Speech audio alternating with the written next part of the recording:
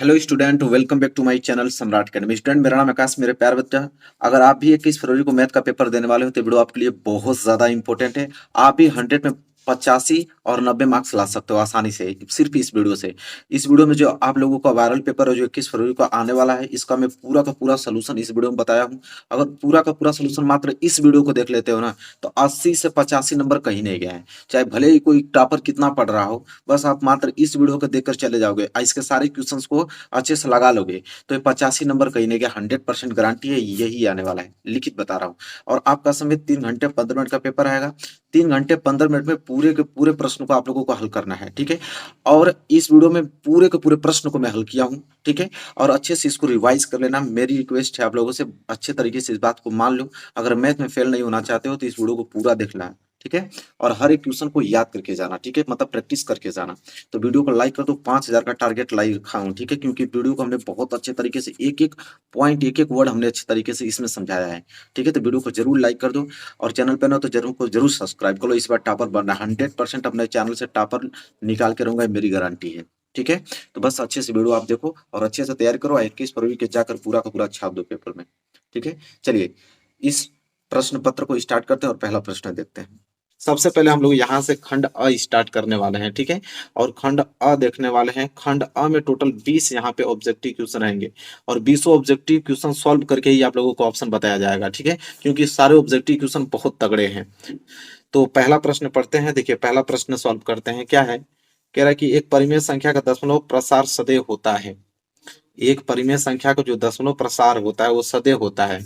अशांत की दूसरा ऑप्शन शांत, कि तीसरा ऑप्शन उपयुक्त दोनों, कि ऑप्शन डी इनमें से कोई नहीं।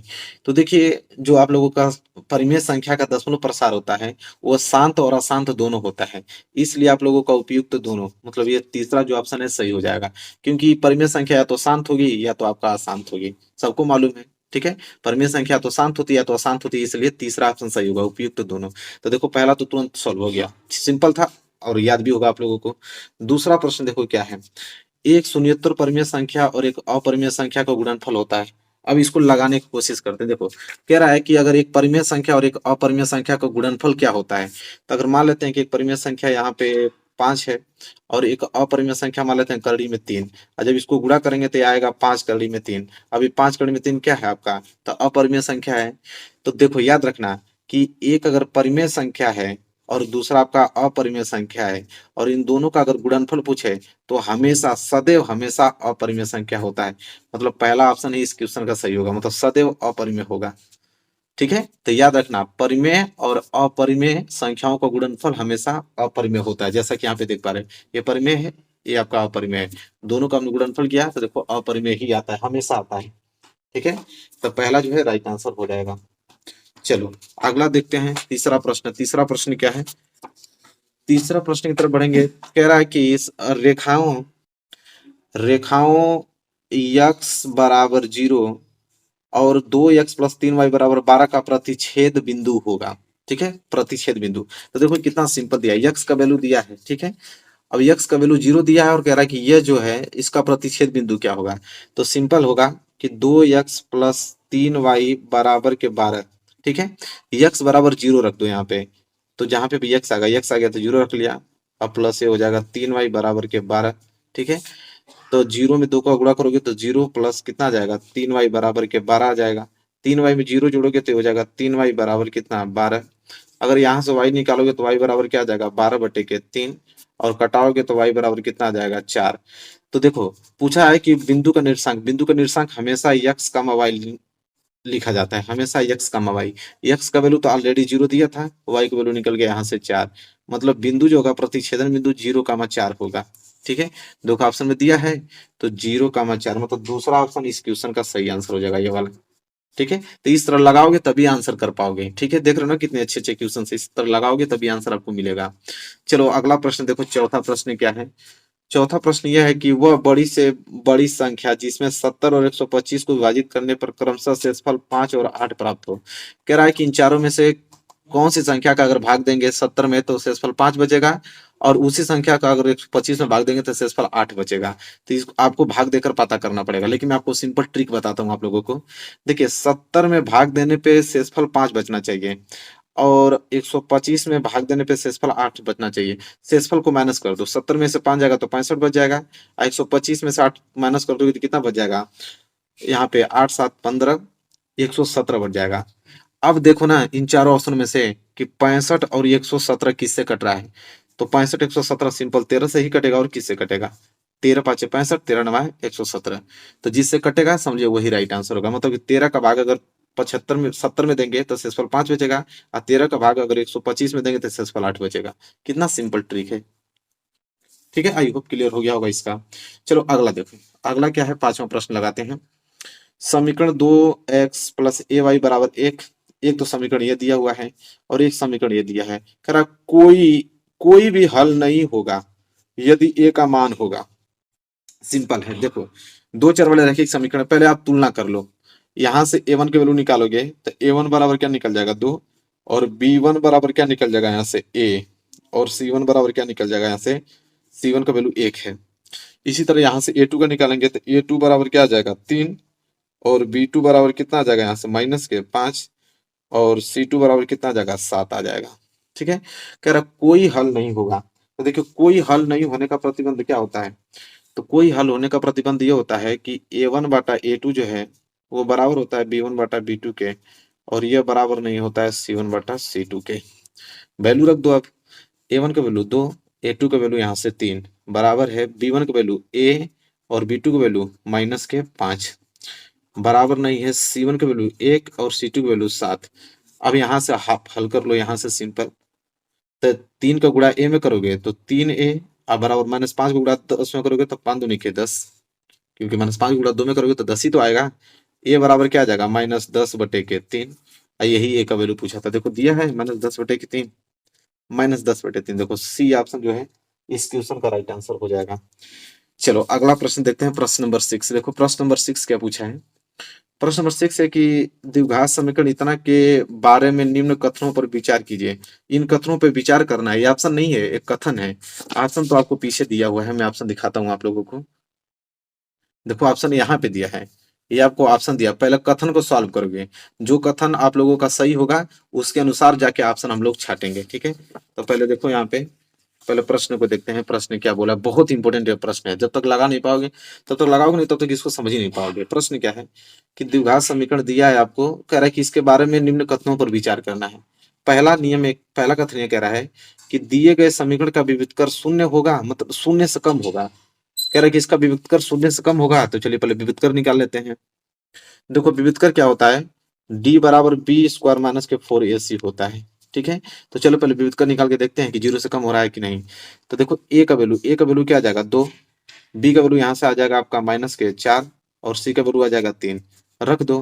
तो डी बराबर बी स्क्वायर कितना है माइनस के 4, तो इसका होल स्क्वायर माइनस 4 गुणे ए का वैल्यू कितना है 2, तो 2 रख दो।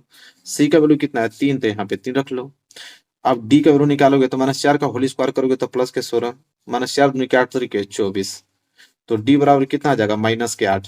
अब माइनस 8 हमेशा 0 से छोटा ही होता है, सबको मालूम है, माइनस 8 जो है 0 से छोटा होता है। मतलब पहला कथन तो सत्य है, क्योंकि बोला है कि दिए गए समीकरण का व्युत्क्रम शून्य से कम होगा, मतलब पहला कथन तो सत्य निकला। दूसरा कथन चेक करें, दूसरा बोला है कि समीकरण के कोई मूल वास्तविक नहीं है। समीकरण के कोई जो मूल होगा वास्तविक नहीं है, बिल्कुल वास्तविक नहीं है, क्योंकि जब विविधकर यहाँ पे शून्य आ जाता है, या मैं लिख भी देता हूं, जब विविधकर आपका ऋणात्मक आ जाएगा तो कोई वास्तविक मूल नहीं होता है, कोई वास्तविक मूल नहीं होता, मतलब दूसरा कथन भी सही है। और इसके बाद बोला है कि समीकरण का व्युत्क्रम शून्य है, तो ये तो बिल्कुल नहीं है। समीकरण का मूल वास्तविक होगा, बिल्कुल नहीं होगा, मतलब ऑप्शन ए और ऑप्शन बी यही दोनों सही हैं। तो चलिए देखते हैं कि मतलब कथन ए और कथन बी दोनों सही हैं। अब ऑप्शन चेक करते हैं कि ऑप्शन में क्या क्या दिया है। ठीक है, तो ऑप्शन जब देखेंगे तो देखो कथन ए और बी सही है, मतलब ऑप्शन ए, कथन पहला सही था और कथन बी सही था, तो यही तो ऑप्शन सही होगा। तो क्वेश्चन नंबर 6 का ए जो है राइट आंसर हो जाएगा। ठीक है, इस प्रकार। चलो सातवां प्रश्न देखो, सातवां प्रश्न क्या बोला है। देखो ये प्रश्न बहुत ज्यादा इंपॉर्टेंट, तब तक लगाओगे नहीं तब तक लग नहीं पाएगा, बहुत इंपॉर्टेंट है। ठीक है, कह रहा है कि ए ओ बी सी एक आयत है और जिसके 3 शीर्ष दिए हुए हैं, ए का निर्देशांक 0,3, बी का दिया है 0,3, ओ का 0,3 और बी का दिया है 5,0, इसका विकर्ण है। सबसे पहले तो आप एक आयत बनाओ, जो बोला है पहले उस तरह करो, एक आयत बना लेते हैं। ये बन गया हम लोगों का आयत। ठीक है, अब आयत में इसका नाम ए रख देता हूँ, इसका नाम हम ओ रख देते हैं, इसका नाम बी रख देते हैं। ठीक है, और इसका नाम हम सी रख देते हैं। आयत बन गया। करा जिसके तीन शीर्ष, ए का निर्देशांक दिया है आपका 0,3। ठीक, बी ओ का निर्देशांक दिया है कितना 0,3। बी का दिया है यहाँ पे 5,0 और सी का निर्देशांक दिया ही नहीं है। कह रहा है कि इसका विकर्ण होगा। देखिए, विकर्ण ये भी होगा और विकर्ण ये भी होगा, तो इसका निर्देशांक दिया नहीं है तो क्या जरूरत है इसको करने की, डायरेक्ट इस तरह किया जाए, ये भी तो विकर्ण ही है। तो विकर्ण पूछा कि इसका विकर्ण क्या होता है। विकर्ण को अगर मैं साइड में इस तरह बनाऊं तो यहाँ पे ए पॉइंट मिल रहा है और यहाँ पे बी पॉइंट मिल रहा है। ए का निर्देशांक है 0,3 और बी का निर्देशांक है यहाँ पे 5,0। मतलब ये चीज देख के क्या मालूम चला है, ए बी की दूरी पूछ रहा है, तो ए बी की दूरी क्या होगा, दो बिंदु के बीच की दूरी। तो यहाँ ए बी की दूरी निकाले तो निर्देशांक ज्यामिति का फॉर्मूला मालूम है ना आप लोगों को। फॉर्मूला क्या होता है, मैं लिखता हूँ यहाँ पे, x2 माइनस x1 का होल स्क्वायर और प्लस y2 माइनस y1 का होल स्क्वायर। अब यहाँ पे वैल्यू रखो, निकल जाएगा ए बी की दूरी। देखो x2 क्या है 5, x1 कितना है 0, तो इसका क्या हो जाएगा होल स्क्वायर, प्लस y2 कितना है 0 और माइनस y1 कितना है यहाँ पे 3, इसका होल स्क्वायर। जब हल करेंगे इसको तो 5 में से 0 गया तो 5 इसका होल स्क्वायर, और 0 में से 3 जाएगा तो -3 ही बचेगा, इसका होल स्क्वायर। और यहाँ पे आप लोगों का हो जाएगा 5 का स्क्वायर करोगे तो 25। ठीक है, और 3 का स्क्वायर करोगे कितना आ जाएगा 9। ठीक है, तो देखो 25 और 9 कितना हो जाएगा यहाँ पे 34, तो करड़ी में 34 आ गया ए बी की दूरी। ठीक है, अब देखो ऑप्शन में दिया है करड़ी में 34, देखना पड़ेगा। देखो ऑप्शन तीसरा, ऑप्शन तीसरा जो इस क्वेश्चन का राइट आंसर हो जाएगा। ठीक है, चलो आठवां प्रश्न देखो। आठवां प्रश्न क्या है, आठवां है कि यदि समीकरण एक्स स्क्वायर प्लस के एक्स -5/4 बराबर 0 का एक मूल 1/2 है तो के का मान होगा। तो एक मूल दिया है और के का वैल्यू पूछ रहा है, कितना सिंपल होता है। देखो किस प्रकार लगाएंगे, एक्स स्क्वायर प्लस के एक्स और माइनस के 5/4 बराबर 0 दिया हुआ है। एक मूल आपको मालूम है, जो मूल आपको देना कि एक मूल यह है, दूसरा मूल बताइए, चाहे के का वैल्यू बताइए, तो एक मूल दिया है उसको यक्स की वैल्यू हमेशा बनता है, क्योंकि मूल हमेशा यक्स का निकलता है, तो यक्स का ही वैल्यू होता है। तो यक्स बराबर 1/2, जहाँ पे भी यक्स दिखेगा वहां पे 1/2 रख दो, सिंपल। तो यक्स आ गया, मतलब 1/2 रख लो, इसका क्या हो जाएगा होल स्क्वायर प्लस के गुड़े एक्स, एक्स आ गया तो इसको रखोगे 1/2 और माइनस के 5/4 बराबर के 0। एक का स्क्वायर करोगे तो 1, 2 का स्क्वायर करोगे तो 4, प्लस के को गुणा एक में करोगे तो हो जाएगा k/2 और माइनस के 5/4 बराबर के 0।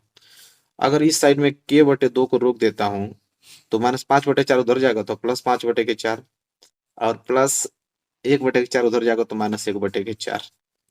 तो हल करोगे तो आ जाएगा k/2 बराबर, एलसीएम ले लो 4, 4 से 4 कैंसिल बच गया 5, 4 से 4 कैंसिल बच गया 1, तो k/2 बराबर 5 में से 1 गया तो 4/4 कट गया तो 1 आ गया, तो बच गया k/2 बराबर 1, मतलब k बराबर 2 को गुणा कर दोगे, k बराबर 2 आ गया।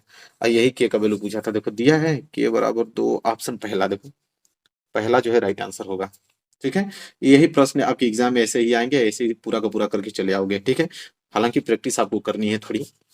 अगला देखो, अगला तो बहुत सिंपल है कि दो त्रिभुज समरूप होते हैं। सबको मालूम है कि कोई दो त्रिभुज समरूप होगा कब, बोला कि यदि उनके संगत कोण बराबर हो, और दूसरा है कि इनकी संगत भुजाएं एक ही अनुपात में होती हैं।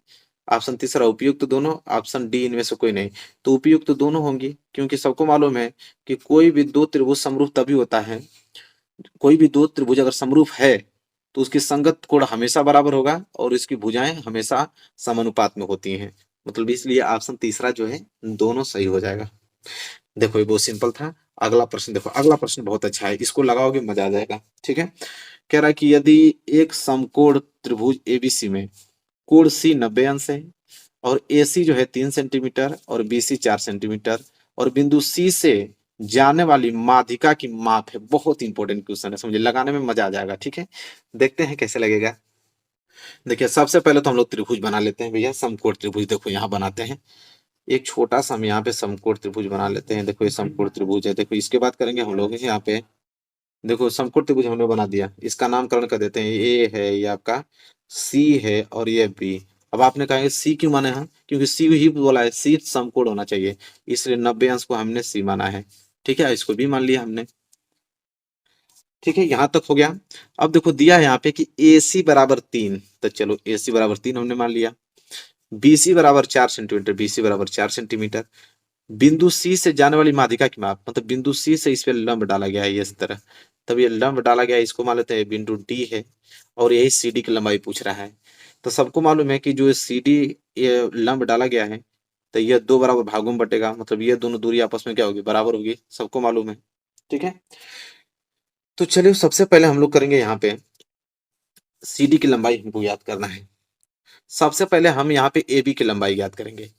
ठीक है, ए बी की लंबाई मालूम हो जाएगा क्योंकि लंब हमको मालूम है, आधार भी मालूम है, तो कर्ण के हिसाब से ए बी की लंबाई मालूम चल जाएगा।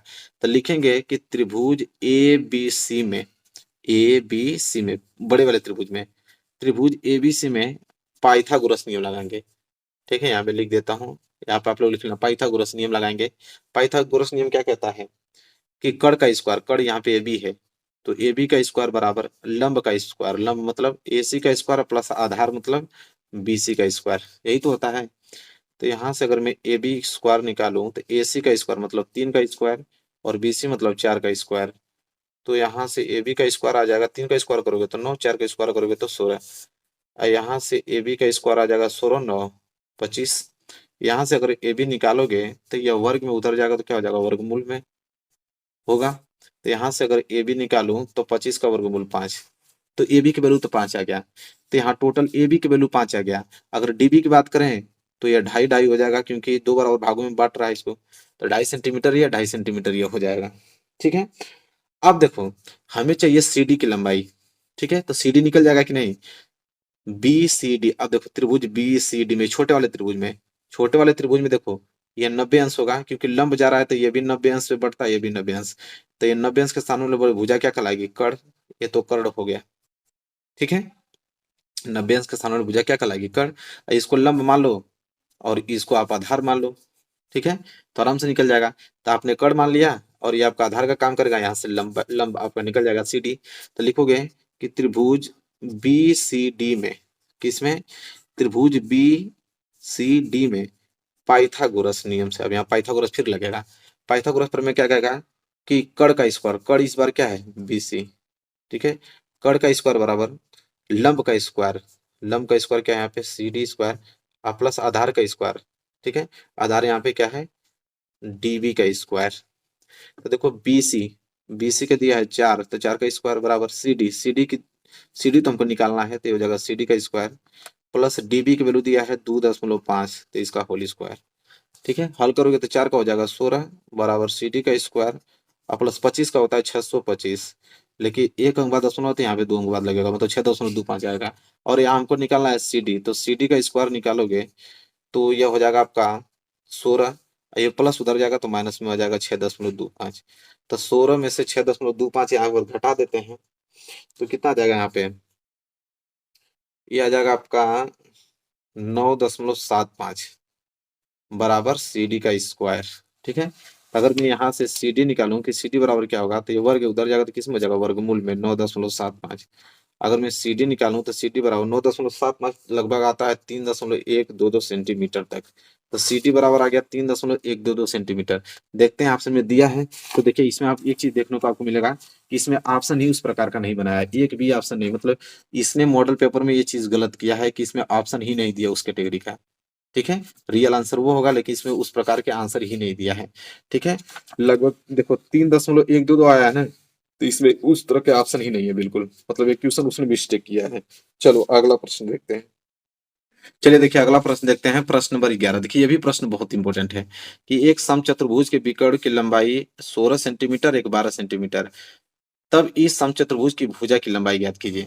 देखिए सबसे पहले आप एक समचतुर्भुज बनाइए। समचतुर्भुज कैसे बनेगा मैं आपको बताता हूँ। देखिए समचतुर्भुज में बनेगा इस तरह, इस तरह आपको बनाना है समचतुर्भुज। ठीक है, देखिए समचतुर्भुज बन के बिल्कुल हम लोगों का तैयार हो रहा है। ठीक है, इसी प्रकार आप लोगों को बनाना है ये समचतुर्भुज। समचतुर्भुज बन गया और इसमें दिया है कि नामकरण कर देते हैं ए बी सी डी। इसमें विकर्णों की लंबाई 16 सेंटीमीटर, 12 सेंटीमीटर दिया है। मान लेते हैं कि यह एसी विकर्ण है, तो AC की लंबाई मान लेते हैं कि 16 सेंटीमीटर दिया है, ठीक है। और एक विकर्ण आपका है BD, और BD की लंबाई मान लेते हैं कि 12 सेंटीमीटर दिया है। मान के लेते हैं दिया खुद है इसमें कि एक 16 सेंटीमीटर, एक 12 सेंटीमीटर है। इस समचतुर्भुज की भुजा मतलब एक भुजा की लंबाई बताना है। एक निकल जाएगा तो मतलब चारों निकल जाएगा, क्योंकि समान भुजा की होती है। देखो अब यहाँ पे एक चीज समझने की कोशिश करो आप लोग। AC, AC आपका कितना है यहाँ पे 16, AC आपका क्या है 16, और इस विकर्ण को ये जो BD विकर्ण है विभाजित कर रहा है। तो विभाजित कर रहा था, ये दोनों भुजाएं आपस में बराबर होंगी, दो बराबर भागों में इसको बांटेगा। और यह वाला विकर्ण क्या करेगा कि इसको दोनों बराबर भागों में बांटेगा। तो देखो AC, AC था आपका 16, तो ये 8 हो जाएगा, ये 8 हो जाएगा। BD आपका 12 था, तो ये आपका 6 हो जाएगा, 6 हो जाएगा, ठीक है। और ये तो आप लोगों को परस्पर 90 अंश पे विभाजित करते हैं समकोण त्रिभुज पे, मतलब समकोण अंश, मतलब ये भी 90, ये भी 90, ये भी 90, ये भी 90 अंश का होता है। इसका नाम हम O रख देते हैं केंद्र को। तो एक भुजा कोई उठा लो आप, एक त्रिभुज ले लो OAB में। तो आपको OAB में क्या है, लंब मालूम है, आधार मालूम है, और यहाँ से कड़ मान लो, कड़ तुरंत निकल जाएगा। कितना सिंपल है। तो आप लिखोगे कि त्रिभुज OAB में, यहाँ पे लिख लो त्रिभुज OAB में। अब OAB में कौन सा नियम लगाओगे, पाइथागोरस नियम लगा लो। पाइथागोरस नियम क्या कहता है कि कड़ का स्क्वायर, कड़ यहाँ पे क्या है AB, तो AB का स्क्वायर बराबर लंब, लंब क्या है यहाँ पे OA, OA का स्क्वायर, और प्लस आधार क्या है यहाँ पे OB, तो OB का स्क्वायर। तो यहाँ से AB निकालना है, तो ये हो जाएगा AB का स्क्वायर बराबर OA, OA कितना है 8, तो 8 का स्क्वायर प्लस OB कितना है 6, तो 6 का स्क्वायर। तो ये हो जाएगा AB स्क्वायर बराबर 8 का स्क्वायर 64, और 6 का स्क्वायर 36। तो AB स्क्वायर बराबर कितना हो जाएगा, जोड़ोगे तो हो जाएगा 100। और यहाँ से जब AB निकालेंगे तो ये वर्ग है, और उधर भेज देंगे तो ये वर्गमूल में आ जाएगा, ठीक है। और यहाँ से AB निकालोगे तो 100 का वर्गमूल 10, तो देखो 10 सेंटीमीटर AB आ गया भुजा। तो ये 10 तो सभी 10 हो जाएंगे। तो देखो 10 सेंटीमीटर ऑप्शन देखते हैं, तो ऑप्शन उधर है, उधर चेक करते हैं। देखो ऑप्शन में 10 सेंटीमीटर दिया है ना, दूसरा ऑप्शन देखो। तो सिंपल है, उस प्रकार आप लगा पाओगे। तो देख रहे हो ना कितना मोस्ट इंपोर्टेंट यहाँ पे ऑब्जेक्टिव दिया। इसी प्रकार के ऑब्जेक्टिव आएंगे, बता दे रहा हूँ। बढ़िया से नहीं समझे रहोगे तो हवा तक नहीं लगेगा। अगला प्रश्न देखो, 12वां प्रश्न क्या है कि दो समरूप त्रिभुजों की भुजाएं 4 संबंधी 9 के अनुपात में है, इन त्रिभुजों के क्षेत्रफलों का अनुपात पूछ। तो देखो एक ज्योमेट्रिक आपको बताता हूँ। जब भी समरूप त्रिभुज की भुजाएं का अनुपात दिया रहे, जब भी समरूप त्रिभुज की भुजाओं का अनुपात दिया रहे और त्रिभुजों के क्षेत्रफलों का अनुपात पूछे, तो क्षेत्रफलों का अनुपात उसकी भुजाओं के वर्ग के अनुपात के बराबर होता है। मतलब वर्ग कर देना है, 4 का वर्ग कर दो, इधर 9 का वर्ग कर दो, तो 4 का हो जाएगा 16, 9 का हो जाएगा 81, 16 संबंधी 81 रेशियो इसका आ जाएगा। मतलब ऑप्शन 4 जो है राइट आंसर हो जाएगा, 16 संबंधी 81। लेकिन बात को समझना, कब, जब समरूप त्रिभुजों की भुजा दिया रहेगा, क्षेत्रफलों का अनुपात पूछेगा। लेकिन कभी कभी क्या होता है कि क्षेत्रफलों का अनुपात दे देता है, भुजा का अनुपात पूछता है। तो भुजा का जब अनुपात पूछेगा तो वर्गमूल निकलता है, ठीक है। और क्षेत्रफलों का अनुपात पूछेगा तो वर्ग निकलता है। तो ये बात याद रखना, ठीक है, क्योंकि एग्जाम में चेंज कर सकता है। चलो अगला प्रश्न देखो, प्रश्न नंबर 13। देखो अगला प्रश्न लगाते हैं। देखो अगला प्रश्न बहुत ज्यादा सिंपल है कि यदि 4 टेन थीटा बराबर 3, तो यहाँ पे 4 sine theta minus cos theta बटे में 4 sine theta plus cos theta बराबर होगा। तो देखो सबसे सिंपल आप कर क्या सकते हो इसमें कि ये चीज जो दिया है कि 4 टेन थीटा बराबर 3, ठीक है। तो यहाँ से टेन थीटा की वैल्यू निकालोगे कि टेन थीटा बराबर क्या हो जाएगा, तो हो जाएगा 3/4, क्योंकि गुणा में उधर जाएगा तो भाग में आ जाएगा। मतलब टेन थीटा की वैल्यू आपको मालूम चल गया कि 3/4 है। और आपको ये चीज दिया हुआ है, क्या दिया है कि 4 साइन थीटा और माइनस के कॉस थीटा, और पूरे के बटे में दिया है 4 साइन थीटा और प्लस के कॉस थीटा दिया है। देखो टेन थीटा में बदलने के लिए कॉस थीटा का सब में भाग दे दो, सब में कॉस थीटा का भाग दे दो। तो यहाँ पे लिख लेना कि कॉस थीटा का भाग देने पे, तो कॉस थीटा का भाग दोगे तो ये हो जाएगा 4 साइन थीटा, इसमें कॉस थीटा का भाग दे दो, ठीक है। क्योंकि कॉस थीटा का भाग दे दोगे तो टेन थीटा में तुरंत बदल जाएगा, क्योंकि साइन थीटा बटे कॉस थीटा टेन थीटा का ही फॉर्मूला होता है। इसलिए कॉस थीटा का सब में भाग दो, तो माइनस ये हो जाएगा आपका कॉस थीटा, इसमें भी हमें कॉस थीटा का भाग देना पड़ेगा। इसी तरह बटे में ये हो जाएगा 4 साइन थीटा, इसमें भी हमें कॉस थीटा का भाग देना पड़ेगा। चलो दे देते हैं। फिर बीच में प्लस लगाओ, यहाँ पे कॉस थीटा, इसमें भी हमें कॉस थीटा का भाग देना पड़ेगा। तो देखो यहाँ पे ये तो उड़ गया, ये भी काम खत्म हो गया, ठीक है। बच गया क्या 4, और साइन थीटा बटे कॉस थीटा कहलाता है आपका टेन थीटा, और माइनस के ये कट गया तो बच गया 1, और नीचे हो जाएगा 4 साइन थीटा बटे कॉस थीटा क्या कहलाता है टेन थीटा, और बीच में प्लस, इधर बच गया आपका 1। और टेन थीटा का वैल्यू तो मालूम चले गया है, तो 4 गुणे टेन थीटा, टेन थीटा का वैल्यू कितना है 3/4, तो यहाँ पे हो जाएगा 3/4, और माइनस के 1, और यहाँ हो जाएगा 4 गुणे टेन थीटा, फिर वहां 3/4 और प्लस के 1, तो 4 से 4 कैंसिल, यहाँ से 4 से 4 कैंसिल, तो 3 माइनस 1 ऊपर बच गया 2, और 3 प्लस 1 नीचे बच गया 4, घटाओगे तो 2 एकम 2 और 2 दूनी की 4, 1/2। देखो स्पीड बहुत तेज करना है कैलकुलेशन, तभी समय बच पाएगा, ठीक है। तो स्पीड को आप मेंटेन किए रहो, इसलिए मैं थोड़ा तेज कर रहा हूँ ताकि आप लोगों को प्रैक्टिस हो पाए। 1/2 देखो ऑप्शन में दिया है कहीं पे 1/2, तो ऑप्शन तीसरा जो इस क्वेश्चन का राइट आंसर हो जाएगा, ठीक है। चलो अगला प्रश्न देखते हैं। अगला प्रश्न बहुत ज्यादा सिंपल है, तुरंत लगा दोगे। जब भी इस प्रकार का आंसर आए इस तरह, कहे कि इसका मान हमेशा 1 होता है, जब भी देखो 75 अंश और 15 अंश, इनका योग अगर 90 अंश आ गया तो समझ लो हमेशा इसका आंसर 1 आएगा। कैसे आता है सबको मालूम है ना, चलो बता देता हूँ। देखो साइन 75 अंश और बटे कॉस 15 अंश दिया है। देखो दोनों में से किसी एक को चेंज कर लो। जैसे साइन 75 अंश को चेंज करना है तो मैं लिखूंगा इसको कि साइन 90 माइनस 15 अंश, क्योंकि 90 में से 15 जाएगा तभी तो साइन 75 अंश आएगा। और नीचे उस तो रहने दो उसको, कॉस 15 अंश को। एक फार्मूला होता है साइन 90 माइनस थीटा बराबर कॉस थीटा, तो साइन 90 माइनस 15 अंश बराबर क्या हो जाएगा, कॉस 15 अंश, ठीक है। और नीचे आपका तो कॉस 15 अंश है ही, कट के क्या आ जाएगा 1। तो सिंपल, देखो कितना ट्रिक अच्छा है। चलो अगला प्रश्न देखो, प्रश्न नंबर 15। देखो यह प्रश्न छोटा ही है लेकिन बहुत ज्यादा इंपॉर्टेंट है, ठीक है। सबकी बस की नहीं किसको कोई लगा पाए, ठीक है। आप लोग इसको बढ़िया से समझ लो कि क्या है कि यदि एक वृत्त का परिमाप वर्ग के परिमाप के बराबर है तो उनके क्षेत्रफलों का अनुपात होगा। देखो कितना सिंपल लग रहा है पढ़ने में, लेकिन देखना कैसे लगेगा। वृत्त का परिमाप वर्ग के परिमाप के बराबर है। देखो वृत्त का परिमाप का फॉर्मूला क्या होता है, तो वृत्त का परिमाप होता है 2 पाई आर, बराबर है वर्ग के परिमाप का। वर्ग का परिमाप क्या होता है, 4a, मतलब 4 गुणे भुजा होता है, ठीक है। अब यहां से पहले ये चीज हमको दिया है कि वृत्त का परिमाप वर्ग के परिमाप के बराबर है। यहां से क्या कर सकते हो, सिंपल आप इसको कटा सकते हो 2 बार में, ठीक है। पाई का मान 22/7 रख दो, और ये हो जाएगा आर बराबर, ये हो जाएगा 2 गुणे ए। 2 से फिर ये कट जाएगा कितना बार में, 11 बार में, बच जाएगा 11/7 गुणे आर बराबर, इधर बच गया आपका ए। इसे समीकरण नंबर पहला मान लो, ठीक है। फिर बोला है कि उनके क्षेत्रफलों का अनुपात होगा। तो भाई उनके क्षेत्रफल मतलब वृत्त का क्षेत्रफल क्या होता है, वृत्त का क्षेत्रफल होता है पाई आर स्क्वायर, और वर्ग का क्षेत्रफल होता है भुजा स्क्वायर मतलब ए स्क्वायर, ठीक है। तो यहां से आप कर सकते हो कि पाई आर स्क्वायर बराबर, ठीक है, ए स्क्वायर, ए का वैल्यू कितना दिया है यहाँ पे 11/7 आर, तो ए का वैल्यू यहाँ पे रख दो, तो हो जाएगा 11/7 आर, इसका क्या हो जाएगा होल स्क्वायर, क्योंकि ए का स्क्वायर है। तो अधिक से अधिक आप कर सकते हो कि पाई आर स्क्वायर बराबर, इसका 2 बार गुणा कर दो, मतलब 11/7 गुणे आर, फिर 11/7 गुणे आर, होल स्क्वायर का मतलब यही तो होता है 2 बार गुणा। तो देखो कर सकते हो कि पाई से पाई, पाई से पाई तो कैंसिल नहीं, पाई कहाँ है यहाँ, पाई का मान पूरा रख दो, पाई का मान 22/7 रख दो, ठीक है। यहाँ आर स्क्वायर, 2 आर से 2 आर कैंसिल, और पाई का मान आपने 22/7 रख दिया, और इधर बच गया 11/7 और 11/7। देखो 7 से 7 कैंसिल कर दो, और 11 दूनी के 22, ठीक है। तो 2 या 7 भाग में तो 7 उधर जाएगा तो गुणा में हो जाएगा, तो 7 दूनी के 14, ठीक है। तो आ जाएगा 14, और ये इधर बच गया 11, मतलब रेशियो जो आएगा वो 14:11 का आएगा, ठीक है। 14:11 का रेशियो आने वाला है, क्योंकि ऊपर 14 आ रहा है, नीचे आपका 11 आ रहा है। तो देखो दिया है 14:11, देखो रहे ना कितना अच्छा प्रश्न है। 14:11, देखो हाँ 14:11, मतलब ऑप्शन बी जो है इस क्वेश्चन का राइट आंसर होगा। बहुत ज्यादा इंपॉर्टेंट था, ठीक है। चलो अगला प्रश्न देखो, प्रश्न ये भी बहुत ज्यादा इंपॉर्टेंट है। प्रश्न नंबर 16, क्या बोला है कि दो गोलों के आयतनों का अनुपात दिया हुआ है, उनके पृष्ठीय क्षेत्रफलों का अनुपात पूछ रहा है। देखिए किस प्रकार लगेगा। देखो 2 गोला है, तो एक गोले का आयतन को V1 मान लेता हूँ और एक गोले के आयतन को V2 मान लेता हूँ। तो एक गोले का आयतन का फॉर्मूला वही होगा क्या, 4/3 पाई r क्यूब, और इस वाले गोले का आयतन भी वही होगा 4/3 पाई r क्यूब। इसको त्रिज्या R1 मान लो, इसको त्रिज्या R2 मान लो, सिंपल। तो देखो पहले गोले के आयतन है, ये दूसरे गोले का आयतन है।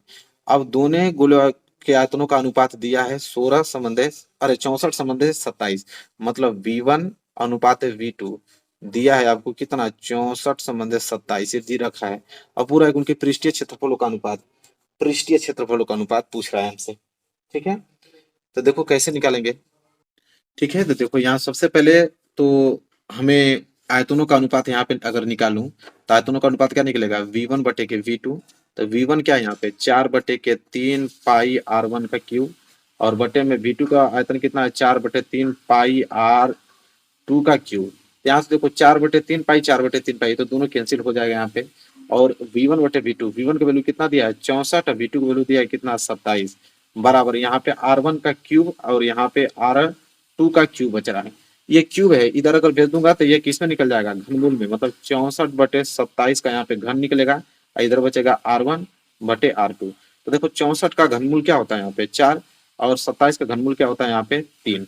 तो 4/3 बराबर R1/R2, मतलब उनकी त्रिज्याओं का अनुपात कितना आ गया 4/3। लेकिन हमसे क्वेश्चन में पूछा है कि पृष्ठीय क्षेत्रफलों का अनुपात।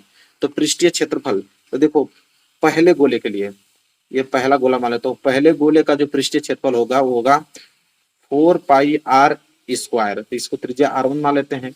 और दूसरे गोले का जो पृष्ठीय क्षेत्रफल होगा वो होगा 4πr² का स्क्वायर, मतलब त्रिज्या इसका दूसरा मान लेते हैं। अब इसका अनुपात पूछा है, तो अनुपात अगर निकालूं तो दोनों को भाग देना पड़ेगा तभी तो अनुपात निकलेगा। तो भाग देने पे देखो 4π कैंसिल हो गया, बचेगा R1 का स्क्वायर और बटे R2 का स्क्वायर। और R1 का वैल्यू कितना है यहाँ पे 4, तो 4 का स्क्वायर, और R2 का वैल्यू कितना है यहाँ पे 3, तो 3 का स्क्वायर। तो 4 का स्क्वायर 16 और 3 का स्क्वायर 9, मतलब 16 संबंधित 9 इस क्वेश्चन का राइट आंसर होगा। ठीक है, देखो ऑप्शन में दिया है, तो जैसा देख पा रहे हो कि देखो 16 संबंधित 9 दिया है। ठीक है, कुछ लोग क्या करेंगे कि 4 संबंधित 3 पे ही मार देंगे, नहीं, उसको पृष्ठीय क्षेत्रफलों का अनुपात पूछा है। ठीक है, वो तो त्रिज्याओं का अनुपात ना 4 संबंधित 3 आया है, लेकिन पृष्ठीय क्षेत्रफलों का अनुपात 16 संबंधित 9। सोच समझ के लगाना तभी, अन्यथा इतना गलत कर दोगे क्या बताया जाए। तो प्रैक्टिस करना पड़ेगा आप लोगों को, हालांकि मैं प्रैक्टिस करा रहा हूँ आप लोगों को, कोई दिक्कत नहीं होगा। अगला प्रश्न देखो क्या है, 1 से 10 तक की धनात्मक विषम संख्याओं का समांतर माध्य है। तो 1 से लेकर 10 तक धनात्मक विषम संख्या कौन कौन सी होती है। ठीक है, सबको मालूम है कि पहली तो क्या होगी, पहले तो 1 से ही स्टार्ट होगी, मतलब पहला 1, फिर 3, फिर 5, फिर आपका आ जाएगा 7, फिर 9, यही तो धनात्मक विषम संख्या है। तो n बराबर कितना आ गया, कितनी संख्या है 1 2 3 4 5 है। समांतर माध्य पूछा है, समांतर माध्य क्या होता है कि दी हुई संख्याओं का योगफल, मतलब 1 + 3 + 5 + 7 + 9 और बटे कितनी संख्या है, तो टोटल 5 संख्या है। तो जोड़ोगे कितना हो जाएगा यहाँ पे 16, और 16 5 21 4 25, 25/5 कटाओगे कितना आ जाएगा 5। समांतर माध्य कितना आ गया 5, देखो ऑप्शन में दिया है, देखो ऑप्शन चौथा। तो इस प्रकार के छोटे छोटे क्वेश्चन आता है समांतर माध्य वाला, तुरंत कर लोगे। अगला देखो कह रहा है कि माध्यिका को आलेखीय विधि द्वारा निम्न में से किससे प्राप्त किया जाता है। अगर माध्यिका को अगर हमें आलेखीय विधि से प्राप्त करना है तो किस प्रकार प्राप्त करते हैं, तो भाई तोरण से प्राप्त करते हैं। तोरण से, किससे, तोरण से, मतलब 18 का जो ए है राइट आंसर होगा, याद कर लेना। ठीक है, अगला प्रश्न भी बहुत सिंपल ही है, कितना 19, यदि कुछ प्रेक्षणों का माध्य, कुछ प्रेक्षणों का माध्य दिया है 27, बहुलक दिया है 45, तो माध्यिका पूछ रहा है। और एक फॉर्मूला आप लोगों को बताया था, ठीक है, कि माध्य बहुलक और माध्यिका में एक फॉर्मूला चलता है, कि फॉर्मूला यह होता है, नोट कर लो, बहुलक बराबर 3 गुणे माध्यिका, ठीक है, 3 गुणे माध्यिका और माइनस के 2 गुणे समांतर माध्य, समांतर माध्य। यह फॉर्मूला आप लोगों को रटा होना चाहिए। ठीक है, बहुलक बराबर 3 गुणे माध्यिका माइनस 2 गुणे समांतर माध्य। अब देखो क्या दिया है, बहुलक 45, बहुलक 45 गुणे 3 गुणे माध्यिका, माध्यिका हमसे पूछा है, तो m का वैल्यू हम लोग निकालते हैं, माइनस 2 गुणे समांतर माध्य, माध्य हमको दिया है 27, 27।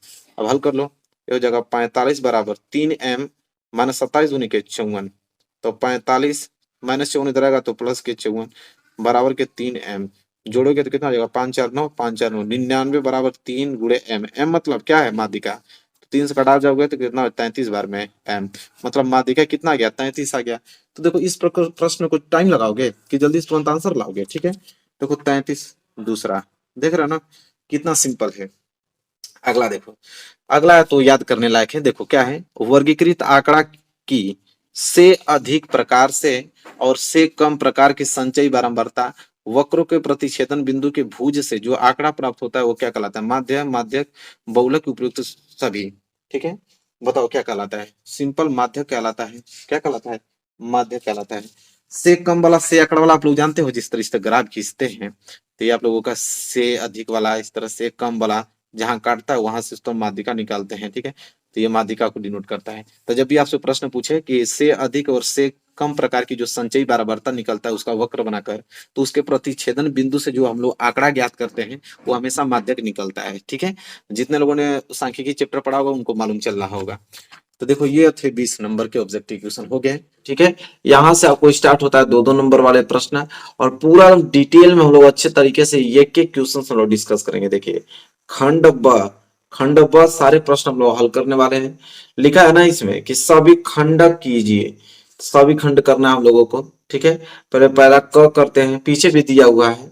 ठीक है, तो पहले हम लोग क करेंगे, प्रश्न को पढ़ते हैं और फिर लगाते हैं। प्रश्न यह है कि दो क्रमागत धनात्मक पूर्णांकों का गुणनफल 2 से विभाज्य है, यह कथन सत्य है या असत्य, कारण बताइए। कह रहा है कि कोई भी दो क्रमागत धनात्मक पूर्णांक का अगर गुणनफल 2 से क्या हो जा रहा है, विभाज्य है, यह कथन सत्य है या असत्य। तो आइए देखते हैं कि विभाज्य है या नहीं। कैसे हल करेंगे? क्वेश्चन पहला, इसको हटाते हैं और यहाँ पे हम लोग लगाते हैं इसको। चलिए क्वेश्चन नंबर पहला यहाँ पे हम लोग लिखते हैं। क्वेश्चन था यह कि दो क्रमागत धनात्मक पूर्णांकों का गुणनफल 2 से क्या है, विभाज्य है, यह कथन सत्य है या असत्य है। तो सबसे पहले लिखेंगे कि माना, क्योंकि हमें दो क्रमागत धनात्मक पूर्णांक मालूम है नहीं, मानेंगे इसको कि माना दो क्रमागत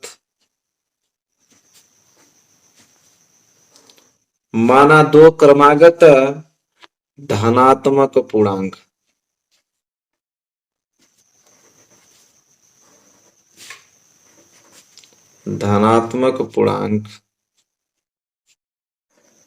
माना दो क्रमागत धनात्मक पूर्णांक संख्या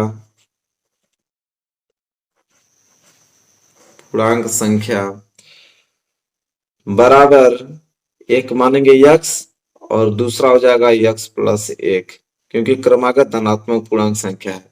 जब भी आपको क्रमागत धनात्मक पूर्णांक पूछे तो एक को आपको x मानना है, दूसरे को आपको x प्लस एक मानना है।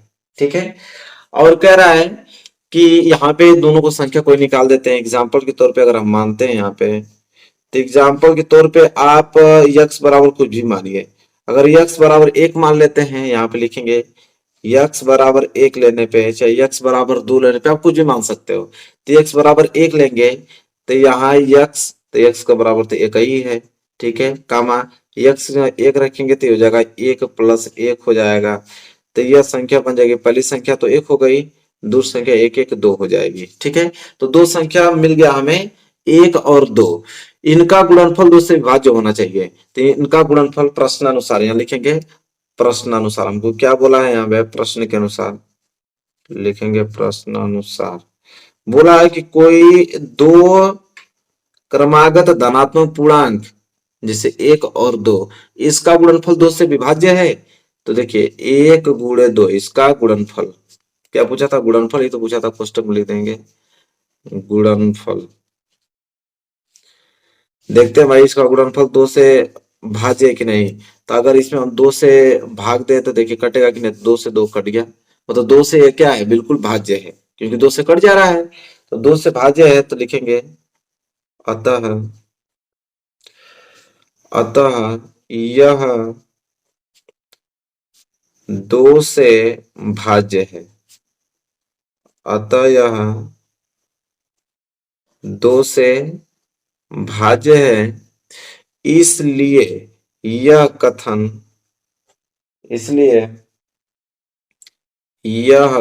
सत्य है।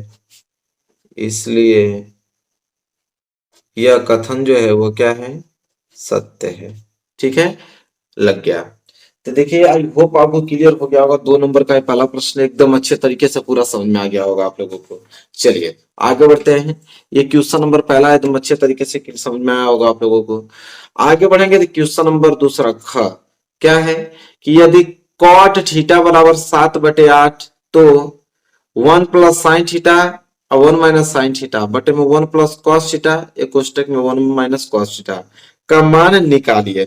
चलिए देखिए इसको करते हैं, बहुत ही अच्छा क्वेश्चन है, इंपॉर्टेंट क्वेश्चन है। तो चलिए इसको कर लेते हैं।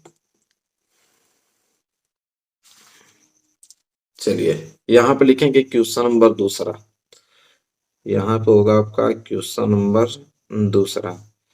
देखिए क्या दिया था, तो हमें कॉट थीटा का वैल्यू दिया था, कॉट थीटा बराबर था आपका 7/8 था। ठीक है, पूछा था क्या हमसे, तो पूछा था 1 प्लस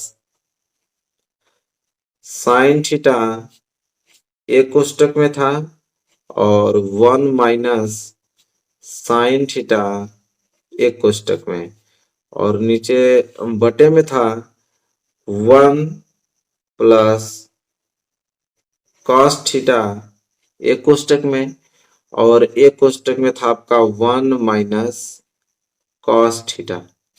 ठीक है, चलिए आगे देखते हैं। अब एक बात है, यहाँ पे एक फॉर्मूला होता है, सबको मालूम होना चाहिए कि a प्लस बी और a माइनस बी, अगर ये फॉर्मूला है तो a प्लस बी और a माइनस बी बनता है आपका a स्क्वायर और माइनस के बी स्क्वायर बनता है कि नहीं, सबको मालूम है। यही फॉर्मूला यहाँ पे है, एक प्लस साइन थीटा एक माइनस साइन थीटा, मतलब a plus B a minus B. तो यहाँ से बन जाएगा आपका a square minus B square, a यहाँ पे एक है तो ऊपर बन जाएगा एक का स्क्वायर माइनस साइन है तो ये हो जाएगा आपका साइन थीटा का स्क्वायर। इसी तरह अगर नीचे देखा जाए तो नीचे भी वही बनना है, 1 plus cos theta 1 minus cos theta, मतलब a plus B a minus B. तो ये भी हो जाएगा आपका एक का स्क्वायर और माइनस के क्या हो जाएगा कॉस थीटा का स्क्वायर हो जाएगा। ठीक है, आगे अगर हम बात करें तो हो जाएगा एक का स्क्वायर एक और माइनस साइन थीटा का स्क्वायर होता है साइन स्क्वायर थीटा, क्या होता है साइन स्क्वायर थीटा, और बटे में हो जाएगा आपका एक का स्क्वायर एक और माइनस कॉस थीटा का स्क्वायर जो होता है वो होता है कॉस स्क्वायर थीटा होता है। ठीक है, चलिए अब यहां से दो फॉर्मूला निकलेगा, दोनों फॉर्मूला आपको याद होना चाहिए, सर्वसम का याद होना चाहिए। सर्वसम का ये होता है कि 1 माइनस के साइन स्क्वायर थीटा बराबर होता है आपका कॉस स्क्वायर थीटा, और 1 माइनस के कॉस स्क्वायर थीटा बराबर होता है आपका साइन स्क्वायर थीटा। ये दोनों फॉर्मूला कोष्टक में लिख देना है आप लोगों को। अब देखिए क्या हो जाएगा 1 माइनस साइन स्क्वायर थीटा, तो भाई अभी हमने देखा 1 माइनस साइन स्क्वायर थीटा क्या होता है कॉस स्क्वायर थीटा के बराबर होता है, तो ये वैल्यू हो जाएगा ऊपर वाला कॉस स्क्वायर थीटा, और नीचे देखिए 1 minus cos square theta, 1 minus cos square theta sine square theta के बराबर होता है, तो नीचे आपका हो जाएगा साइन स्क्वायर थीटा। ठीक है, अब देखिए यहाँ पे कॉस स्क्वायर थीटा और बटे साइन स्क्वायर थीटा किसका फॉर्मूला होता है, तो होता है आप लोगों का काट स्क्वायर थीटा का फॉर्मूला होता है। ठीक है, आप ध्यान से देखेंगे तो कॉट थीटा का तो वैल्यू शुरू में ही दिया था, कितना दिया था कॉट थीटा का 7/8, तो यहाँ 7/8 लिख के उसका स्क्वायर कर देंगे, तो कॉट थीटा का 7/8 इसका क्या कर देंगे स्क्वायर कर देंगे, तो 7 का स्क्वायर क्या होता है 49 और 8 का स्क्वायर कितना होता है 64, 49/64 आप लोगों का जो है वो फाइनल आंसर आ जाएगा।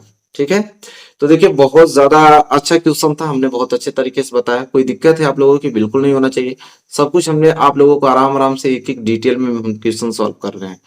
चलिए आगे बढ़ेंगे क्वेश्चन नंबर तीसरे की तरफ। अगला प्रश्न देखिए, प्रश्न नंबर तीसरा। ठीक है, यहाँ दिख रहा होगा आप लोगों को अच्छे से, आराम से पढ़ते हैं आराम से सॉल्व करते हैं। तीसरा प्रश्न यह है कि एक शंक्वाकार बर्तन जिसका आंतरिक व्यास 10 सेंटीमीटर है, ऊंचाई इसका 24 सेंटीमीटर है, पानी से भरा है। पानी को एक बेलनाकार बर्तन जिसका आंतरिक व्यास 20 सेंटीमीटर है में डाला जाता है।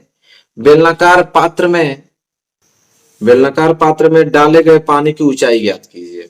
ठीक है, यह प्रश्न है, बहुत ज्यादा इंपॉर्टेंट है। तो डाले गए पानी की हमें क्या ज्ञात करना है, ऊंचाई ज्ञात करना है। तो सिचुएशन यही है, बनाते हैं फिगर। देखिए पहले बोला है कि एक शंक्वाकार बर्तन जिसका आंतरिक व्यास 10 सेंटीमीटर है, ऊंचाई 24 सेंटीमीटर है, पानी से भरा है।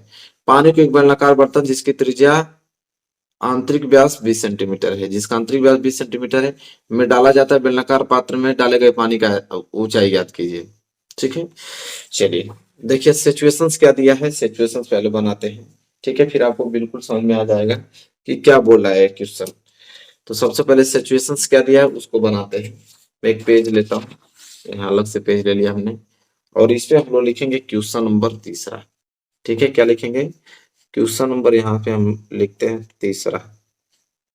ठीक, सबसे पहले हमें दिया है एक शंकु। देखिए, सबसे पहले हमें एक शंकु दिया है, हम शंकु बना लेते हैं।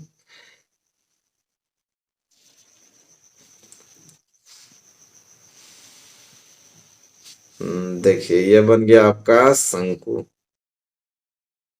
ठीक है, अब इस शंकु का हमें ऊंचाई दिया है 24 सेंटीमीटर, आंतरिक व्यास 10 सेंटीमीटर दिया है।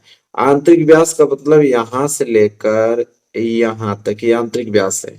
ठीक है, व्यास मतलब डी, डी बराबर यहाँ पे हमको दिया है 10 सेंटीमीटर। ठीक है, डी बराबर हमको 10 सेंटीमीटर इसका व्यास दिया है। ऊंचाई भी इसकी दिया हुआ है, तो ये जो पूरी हाइट हो जाएगी इसकी यहां से लेकर यहां तक, ये हाइट है। हाइट हमको बोल रखा है कितना, 24 सेंटीमीटर। ठीक है, यहां से हम लोग लिखेंगे ये जो एच बराबर है वो हमें 24 सेंटीमीटर दिया है। यहां तक क्लियर है पूरा। कह रहा है कि एक शंक्वाकार बर्तन जिसका आंतरिक व्यास 10 सेंटीमीटर है और ऊंचाई 24 सेंटीमीटर है, और इसमें पूरा पानी से भरा हुआ है।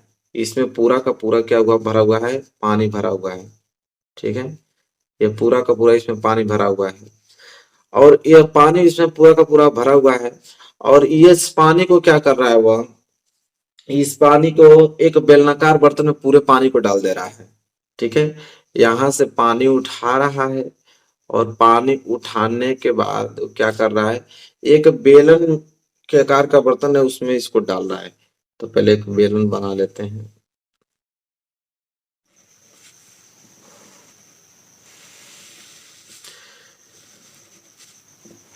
ये आप लोगों का बेलन है, और ये सारे पानी को उठाकर इस बेलन में डाल रहा है, और बेलन का हमें आंतरिक व्यास दिया हुआ है। बेलन का हमें आंतरिक जो व्यास है यहां से लेके यहां तक, वह व्यास है 20 सेंटीमीटर। व्यास क्या है आप लोगों का, 20 सेंटीमीटर है।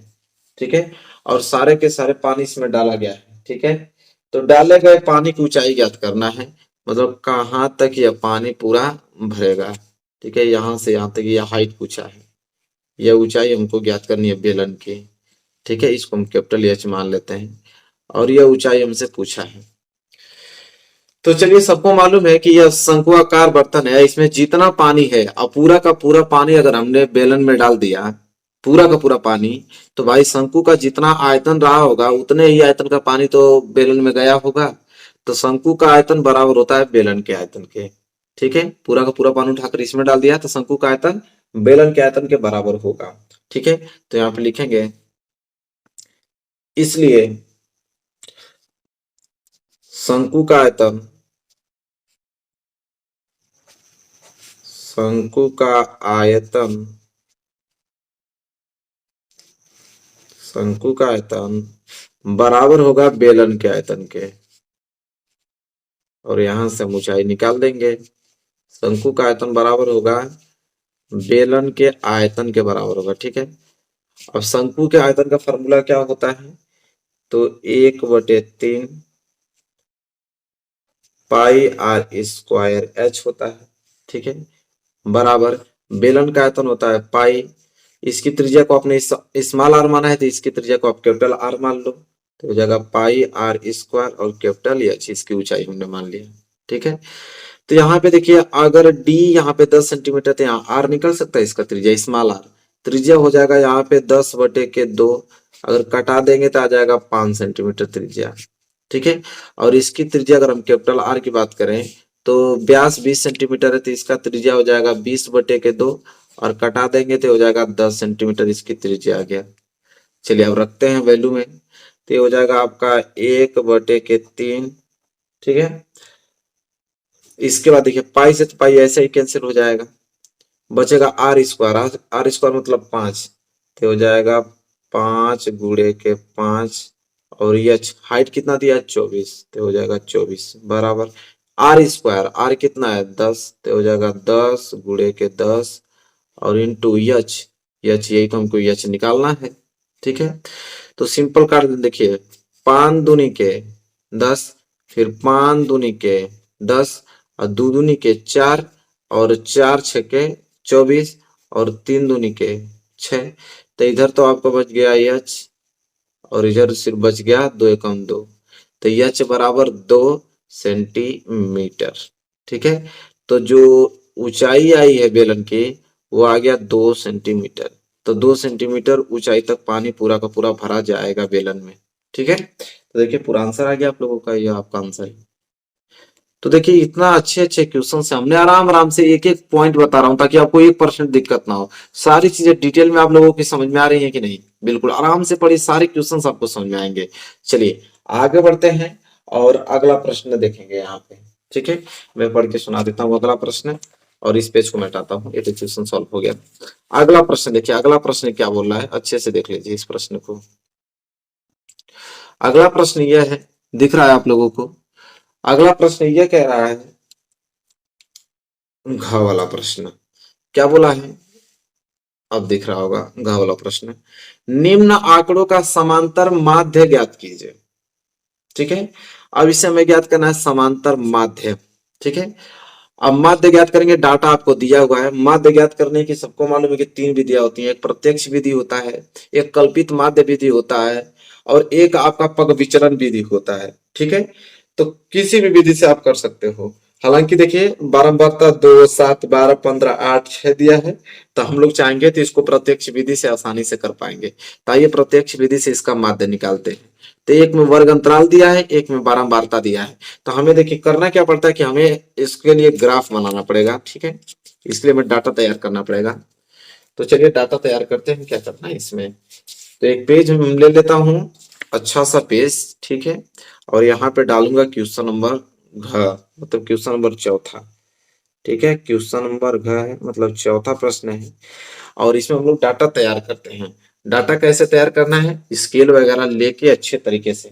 सबसे पहले वर्ग अंतराल, ये जो पहला कॉलम बनेगा ये बनेगा वर्ग अंतराल का। बनाते हैं आराम से। तो पहला कॉलम तो बन गया आपका वर्ग अंतराल का।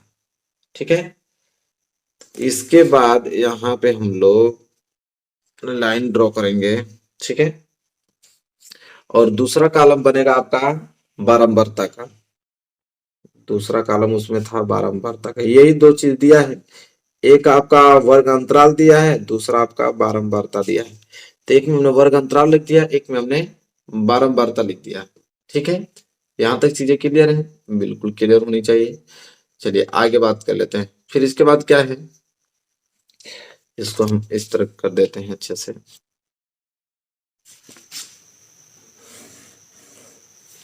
ठीक है, चलिए वर्ग अंतराल में क्या दिया है, पहला 10 से लेके 20, 10 से लेके 20। ठीक है, फिर 20 से लेकर क्या दिया हुआ है 30, फिर 30 से लेकर दिया हुआ है 40। ठीक है, 40 से लेके अंतराल 50 दिया है, 50 से लेके अंतराल 60 दिया है और 60 से लेके अंतराल 70 दिया है। ठीक है, और बारंबारता कितना दिया है, इसका 2, इसका 7, इसका आपका 12 और इसका 15, इसका आपका 8, इसका आपका 6। ठीक है, यह दिया हुआ है बारंबारता। यहाँ पे हम लाइन ड्रॉ कर देते हैं। ठीक है, अब सुनिए सभी लोग ध्यान से, नीचे आइए, इस ग्राफ को छोड़िए, नीचे आइए। हमें ज्ञात करना है प्रत्यक्ष विधि से। किस विधि से इसको हम लोग माध्य ज्ञात कर रहे हैं, प्रत्यक्ष। 3 विधि है, तीनों विधि से यह आ जाएगा सेम आंसर, लेकिन हालांकि हम प्रत्यक्ष विधि से इसको सॉल्व करने वाले हैं। तो प्रत्यक्ष विधि का फॉर्मूला याद क्या होगा, तो प्रत्यक्ष विधि का फॉर्मूला होता है कि यक्स पे बार बराबर सिग्मा एफ आई एक्स आई और बटे में होता है आपका सिग्मा एफ आई। यह फॉर्मूला होता है प्रत्यक्ष विधि से हम लोग क्या निकालने के लिए, माध्य निकालने के लिए, मीन निकालने के लिए। ठीक है, माध्य। तो यहाँ पे देखिए आपको एक मैं बात बताता हूँ, ये जो बारंबारता देता है, तो ये बारंबारता है किसकी वैल्यू कहलाती है, एफ आई की। बारंबारता जो है किसकी वैल्यू कहलाती है, एफ आई की। ठीक है, तो एफ आई तो दिया है, हमें एक्स आई निकालना पड़ेगा। तो एक्स आई के लिए एक कॉलम हम लोग यहाँ बनाएंगे। ठीक है, किसके लिए, एक्स आई के लिए। तो यहाँ पे जो अगला कॉलम बनेगा वो बना है किसके लिए, एक्स आई के लिए। अब आप सोचोगे एक्स आई क्या है, तो एक्स आई जो ये वर्ग अंतराल दिख रहा है ना, तो वर्ग अंतराल का मध्य बिंदु होता है xi।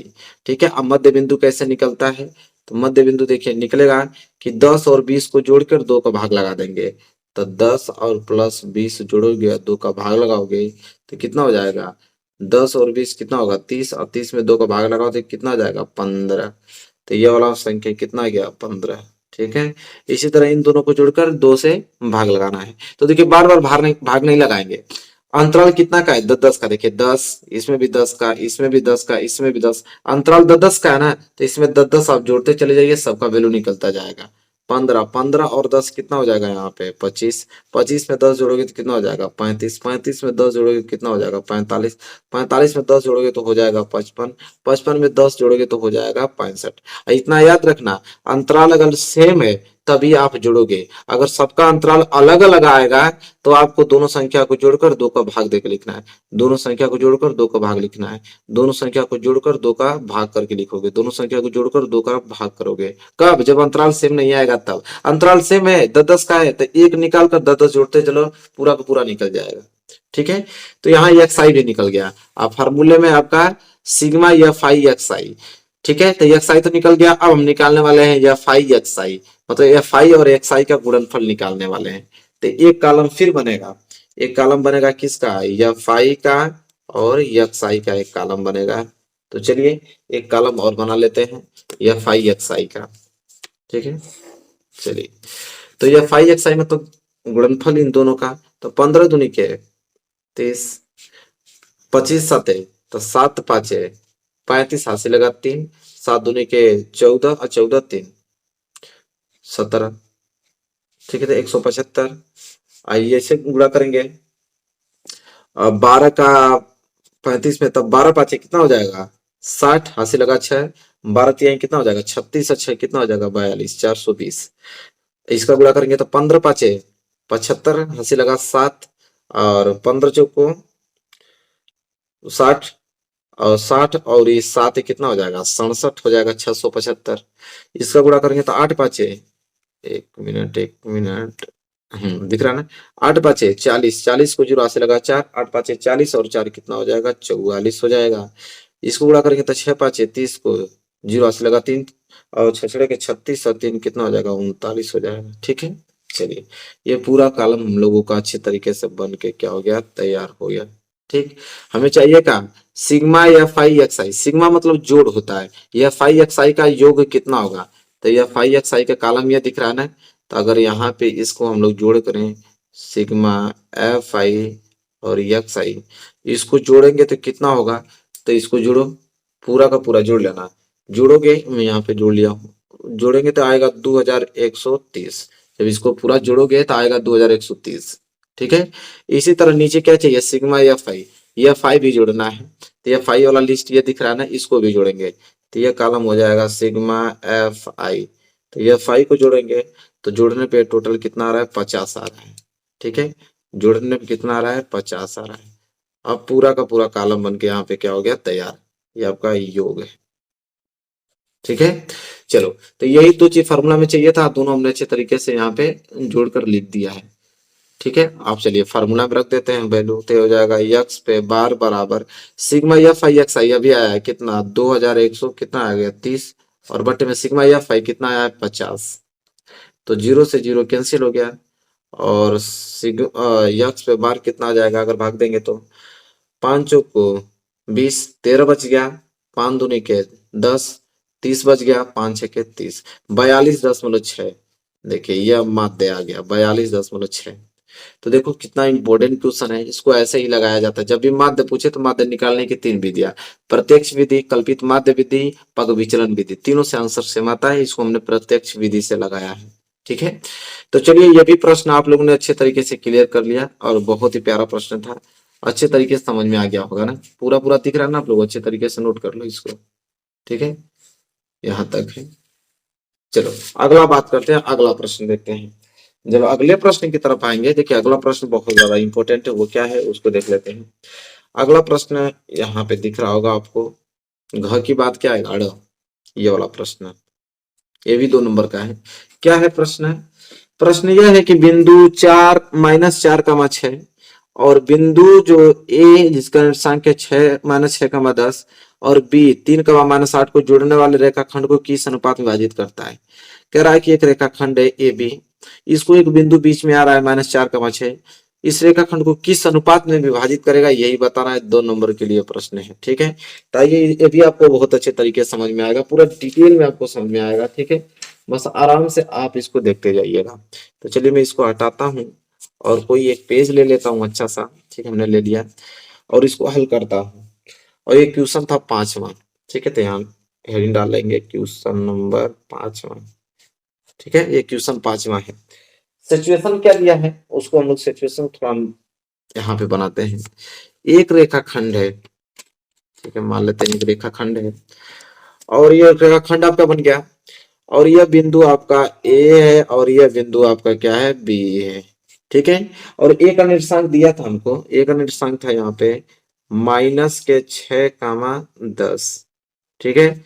और बी का भी निर्देशांक हमको दिया है, ठीक है, बी का भी दिया है, क्या दिया है 3, -8 है, 3, -8 कह रहा है कि इसके बीच में कोई एक बिंदु, कहीं पे भी एक बिंदु मान लेते हैं, एक बिंदु आ रहा है जिसका निर्देशांक है -4, 6, ठीक है। और कह रहा है यह बिंदु जो है इस रेखाखंड को किस अनुपात में यहाँ पे विभाजित करेगा, यही हमसे पूछ रहा है। तो देखिए जब भी अनुपात आ जाए तो सबको मालूम है कि अनुपात यम1 संबंधे यम2 में विभाजित करता है। किसमें? यम1 संबंधे यम2 में विभाजित करेगा, ठीक है।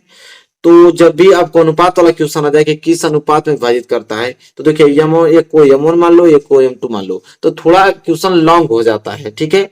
इसको शॉर्ट करना चाहते हो, छोटा करना चाहते हो, तो हमेशा अनुपात मान लिया करो के संबंधे 1।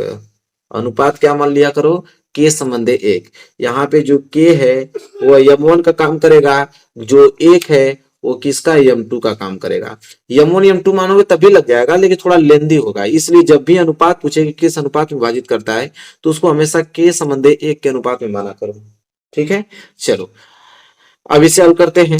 तो यह जो आपका निर्देशांक है ये तो हो जाएगा आपका x1 y1 हो जाएगा ये वाला, और यह जो बिंदु है यह हो जाएगा निर्देशांक x2 y2 हो जाएगा, और जो बीच में दिया है वो तो आपका x y है, ठीक है। अब यहाँ पे अनुपात निकालने के लिए किस सूत्र का प्रयोग करेंगे? विभाजन सूत्र का, ठीक है। सबको मालूम है, सब लोग ने पढ़ा है। तो यहाँ पे लिखेंगे विभाजन सूत्र, और सूत्र याद होगा तभी आप कर पाओगे, ठीक है। तो यहाँ हम लिखेंगे विभाजन सूत्र, और विभाजन सूत्र क्या होता है चलिए बताइए आप लोग। तो विभाजन सूत्र होता है x बराबर m1 x2 plus m2 x1, अब पूरे के पूरे बटे में होता है m1 प्लस m2 होता है, ठीक है। अगर y निकालें तो y बराबर हो जाएगा आपका m1 y2 plus m2 y1, अब पूरे के पूरे बटे में हो जाएगा आपका m1 प्लस क्या हो जाएगा m2 हो जाएगा, ठीक है। यही फॉर्मूला होता है टोटल, ठीक है, विभाजन सूत्र का। तो चलिए इसे सूत्र पर रखते हैं। तो पहले x, ठीक है, तो x का वैल्यू कितना है? तो x बराबर आया है -4, तो x बराबर हम लिखेंगे -4 बराबर m1 देखिए m1 को हमने k माना है, तो m1 की जगह हो जाएगा k गुणे x2 कितना है 3, तो हो जाएगा 3 प्लस m2 को हमने 1 माना है तो हो जाएगा 1 इंटू x1 यहाँ पे -6 तो -6, अब पूरे के पूरे बटे में हो जाएगा m1 प्लस m2 मतलब k प्लस 1, ठीक है।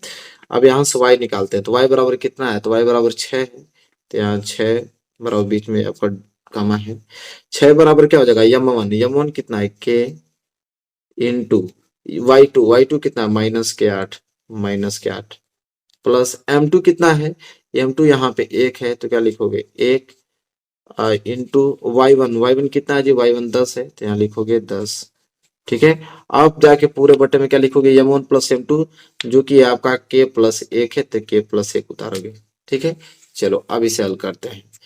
तो हल करेंगे आगे यहाँ पे, तो हो जाएगा आपका -4 बराबर k को गुणा 3 में होगा तो हो जाएगा 3k, और माइनस गुणा इस प्लस में होगा तो हो जाएगा -6 को गुणा 1 में होगा तो 6, और नीचे आ जाएगा आपका के प्लस के एक, तो नीचे आपका हो गया के प्लस एक, फिर कामा लगाएंगे, यह हो जाएगा 6 बराबर क्या हो जाएगा, -8 का गुणा के करेंगे तो हो जाएगा -8 के, ठीक है। और प्लस हो जाएगा यहाँ पे 1 को गुणा 10 में करेंगे तो ये हो जाएगा आपका 10, और नीचे आपका हो जाएगा के प्लस एक, नीचे क्या हो जाएगा के प्लस एक हो जाएगा। आगे अगर इसे हम सॉल्व करें तो आगे ये हो जाएगा, इसकी क्रॉस मल्टीप्लीकेशन हो जाएगा, तो -4 का गुणा के में होगा तो हो जाएगा -4 के, ठीक है। और प्लस को गुणा इस माइनस में होगा तो -4 को गुणा 1 में होगा तो 4 एकम 4 बराबर ये हो जाएगा 3 के, और माइनस के क्या हो जाएगा 6। इसी तरह इसको हल करोगे तो 6 को गुणा के में करोगे तो हो जाएगा 6 के, बीच में कामा लगा दो, और प्लस 6 को गुणा 1 में होगा तो हो जाएगा 6 बराबर बचेगा क्या, -8 के, और प्लस के क्या बचेगा 10। अब इन दोनों को अलग अलग हल करेंगे, इसको करेंगे तो हो जाएगा -4 के, और यह प्लस के 3 के इधर आएगा तो -3 के बराबर माइनस के 6 तो इधर ही रहेगा, ये -4 इधर आएगा तो ये हो जाएगा +4, तो ये निकल जाएगा आपका -4 के -3 के हो जाएगा -7 के बराबर -6 + 4 -2 हो जाएगा। तो अगर के से माइनस अगर मैं कैंसिल कर दूं तो के बराबर क्या आ जाएगा 2/7, तो एक तो आ गया के बराबर 2/7 आ गया, ठीक है। इसी तरह इसको हल करेंगे तो हो जाएगा 6 के, ठीक है, -8 के इधर आएगा तो प्लस के 8 के, और बराबर इधर तो 10 ही बचा है, ये +6 के +6 उधर जाएगा तो -6 हो जाएगा, 6 के 8 के मिलके हो जाएगा 8 6 14 के बराबर 10 में से 6 घटाएंगे तो कितना बच जाएगा 4। अगर हम के की वैल्यू निकालें तो के बराबर हो जाएगा 4 बटे के कितना 14। अगर हम इसको कटा देते हैं तो कटाने पे क्या आएगा, के बराबर कितना आ जाएगा 2 दूनी के 4 और 2 साते 14। यहाँ पे भी के बराबर 2/7, दोनों का वैल्यू बराबर है। तो अनुपात पूछा था ना कि अनुपात क्या होगा, तो अनुपात को हमने क्या माना था, के अनुपात 1 माना था। तो के अनुपात 1 का मतलब क्या होता है, k/1, और के का वैल्यू कितना आया 2/7 हो जाएगा 2/7, इसके बटे में 1, तो 1 का गुणा 7 में होगा तो हो जाएगा 2/7। तो अनुपात जो आ गया वो आ गया 2/7। तो किस अनुपात में विभाजित करेगा, तो 2/7 के अनुपात में विभाजित करेगा। यह क्वेश्चन सॉल्व हो गया, ठीक है। ये जो अनुपात आएगा 2/7, यह 2 में बांटेगा, यह 7 में बांटेगा, ठीक है। तो देखो यह प्रश्न क्लियर होता हुआ इस प्रकार इस प्रश्न को लगाते हैं। एक एक पॉइंट हमने अच्छे तरीके से समझाया, पूरा पॉइंट आपको समझ में आ गया होगा अच्छे तरीके से, ठीक है। चलिए आगे बात कर लेते हैं, अगला प्रश्न देखते हैं। और अगला प्रश्न ये आप लोगों का लास्ट प्रश्न है, देख लीजिए। इसके बाद 4-4 नंबर वाले क्वेश्चन सॉल्व होंगे, तो अगला वीडियो में 4-4 नंबर वाला कराऊंगा। 6-6 नंबर वाला करा दिया हूँ, इसी वीडियो के डिस्क्रिप्शन में लिंक है, जाकर देख लीजिए। तो ये 2-2 नंबर वाले क्वेश्चन आपको जो है लास्ट हम चेक करने वाले हैं। क्या है कि के का मान ज्ञात कीजिए यदि बिंदु ए, बी और सी संरेखीय हैं। तो देखिए कितना सिंपल है कि जब बिंदु संरेखीय है तो त्रिभुज का क्षेत्रफल 0 के बराबर होने लगता है, और वहां से इसका वैल्यू रख के के का वैल्यू निकाल लीजिए। तो बहुत ज्यादा सिंपल है, और कैसे इसको हल करना मैं आप लोगों को बताता हूँ। इसको साइड करना पड़ेगा मुझे थोड़ा पेपर को, और इसको भी मुझे हटाना पड़ेगा, और एक नया पेज लेना पड़ेगा सॉल्व करने के लिए। तो ले लिया जा रहा है नया पेज, यहाँ पे नया पेज ले लिया गया, ठीक है। और ये क्वेश्चन नंबर 5वें के बाद क्या आता है 6वां, तो यहाँ पे मैं लिखूंगा क्वेश्चन नंबर 6। क्वेश्चन नंबर 6 बोला है क्या, कह रहा है कि के का मान ज्ञात करना है। 3 बिंदु दिया है, तीनों बिंदु संरेखीय हैं। तो देखिए संरेखीय होने का मतलब कि तीनों बिंदु एक ही रेखा में आएंगे। अगर बिंदु आपका संरेखीय है, ठीक है, क्या है संरेखीय बिंदु है। जब बिंदु आपका संरेखीय हो, इसका मतलब ये होता है कि ये तीनों बिंदु एक ही रेखा में आएंगे। एक ही रेखा में तीनों बिंदु आएगा। ये बिंदु ए इसी पे आएगा, बिंदु बी भी इसी पे आएगा, बिंदु सी भी इसी पे। एक ही रेखा पे तीनों बिंदु आता है जब बिंदु संरेखीय होता है। उससे त्रिभुज नहीं बनता है जब बिंदु संरेखीय होता है। तो मतलब अब एक सीधी रेखा से त्रिभुज बन पाएगा, नहीं बन पाएगा। तो बिंदु जब संरेखीय हो मतलब तीनों बिंदु एक ही रेखा में हो। निर्देशांक भी दिया है, ए का हमें दिया है, यहाँ पे मैं लिख देता हूँ। ए का दिया है 2,3, बी का हमें दिया है 4, दिया हुआ है, और सी का निर्देशांक हमें दिया है 6, -3, ठीक है। और पूछा है कि के का वैल्यू ज्ञात कीजिए, हमसे पूछा है कि के का वैल्यू ज्ञात कीजिए, और बिंदु संरेखीय है। तो सबको मालूम है, लिखेंगे कि अगर, यहाँ एक लाइन लिखना पड़ेगा आपको, कि अगर बिंदु संरेखीय है अगर बिंदु संरेखीय हैं, अगर बिंदु संरेखीय हैं तो त्रिभुज का जो क्षेत्रफल निकलेगा, त्रिभुज ए बी सी, त्रिभुज ए बी सी का जो क्षेत्रफल हम लोग निकालेंगे, वो क्षेत्रफल किसके बराबर होगा? 0 के बराबर होगा। अब त्रिभुज एबीसी का क्षेत्रफल का फॉर्मूला आप लोगों को मालूम होना चाहिए। फॉर्मूला क्या होता है? तो फॉर्मूला मैं ब्लैक पेन से लिखता हूँ। फॉर्मूला होता है आपका त्रिभुज एबीसी का 1/2 कोष्टक में, फॉर्मूला तो याद है ना आप लोगों को, x1 कोष्टक में y2 माइनस y3 कोष्टक बंद प्लस x2, इसके बाद y3 माइनस y1 होता है प्लस x3 और होता है आपका y1 माइनस y2। ठीक है, कोष्टक बंद और बराबर किसके बराबर है? 0 के, तो भी 0 को बराबर कर देंगे। ठीक है, अब देखिए यह जो आपका ये तो आपका x1 कामा y1 कहलाएगा। ठीक है, यह बिंदु आपका क्या कहलाएगा? x2 कामा y2 कहलाएगा। और यह बिंदु आपका क्या कहलाएगा? x3 कामा y3 कहलाएगा। ठीक है, चलिए अब बस वैल्यू आप लोगों को पुटअप करना है, वैल्यू को रखना है, रखते हैं तो ये हो जाएगा 1/2 और बड़ा कोष्टक में x1 का वैल्यू कितना है जी? 2, तो क्या रखेंगे? 2, छोटा कोष्टक में y2 का वैल्यू कितना है? k, तो k रखा जाएगा माइनस के y3 कितना है? -3, तो -3 ये हो जाएगा +3। ठीक है, इसके बाद प्लस x2 कितना है? 4 है, तो x2 की जगह हम लोग 4 रखेंगे। ठीक है, इसके बाद y3 कितना है? -3, तो ये हो जाएगा -3, बीच में लगा है माइनस, माइनस लगा दो। y1 कितना है? 3, तो आप 3 लगा दो। ठीक है, प्लस लिखोगे x3 कितना है? 6 लिखोगे। y1 कितना है जी? 3 है, तो 3, अब माइनस y2 कितना है? तो k है, तो यहाँ पे k।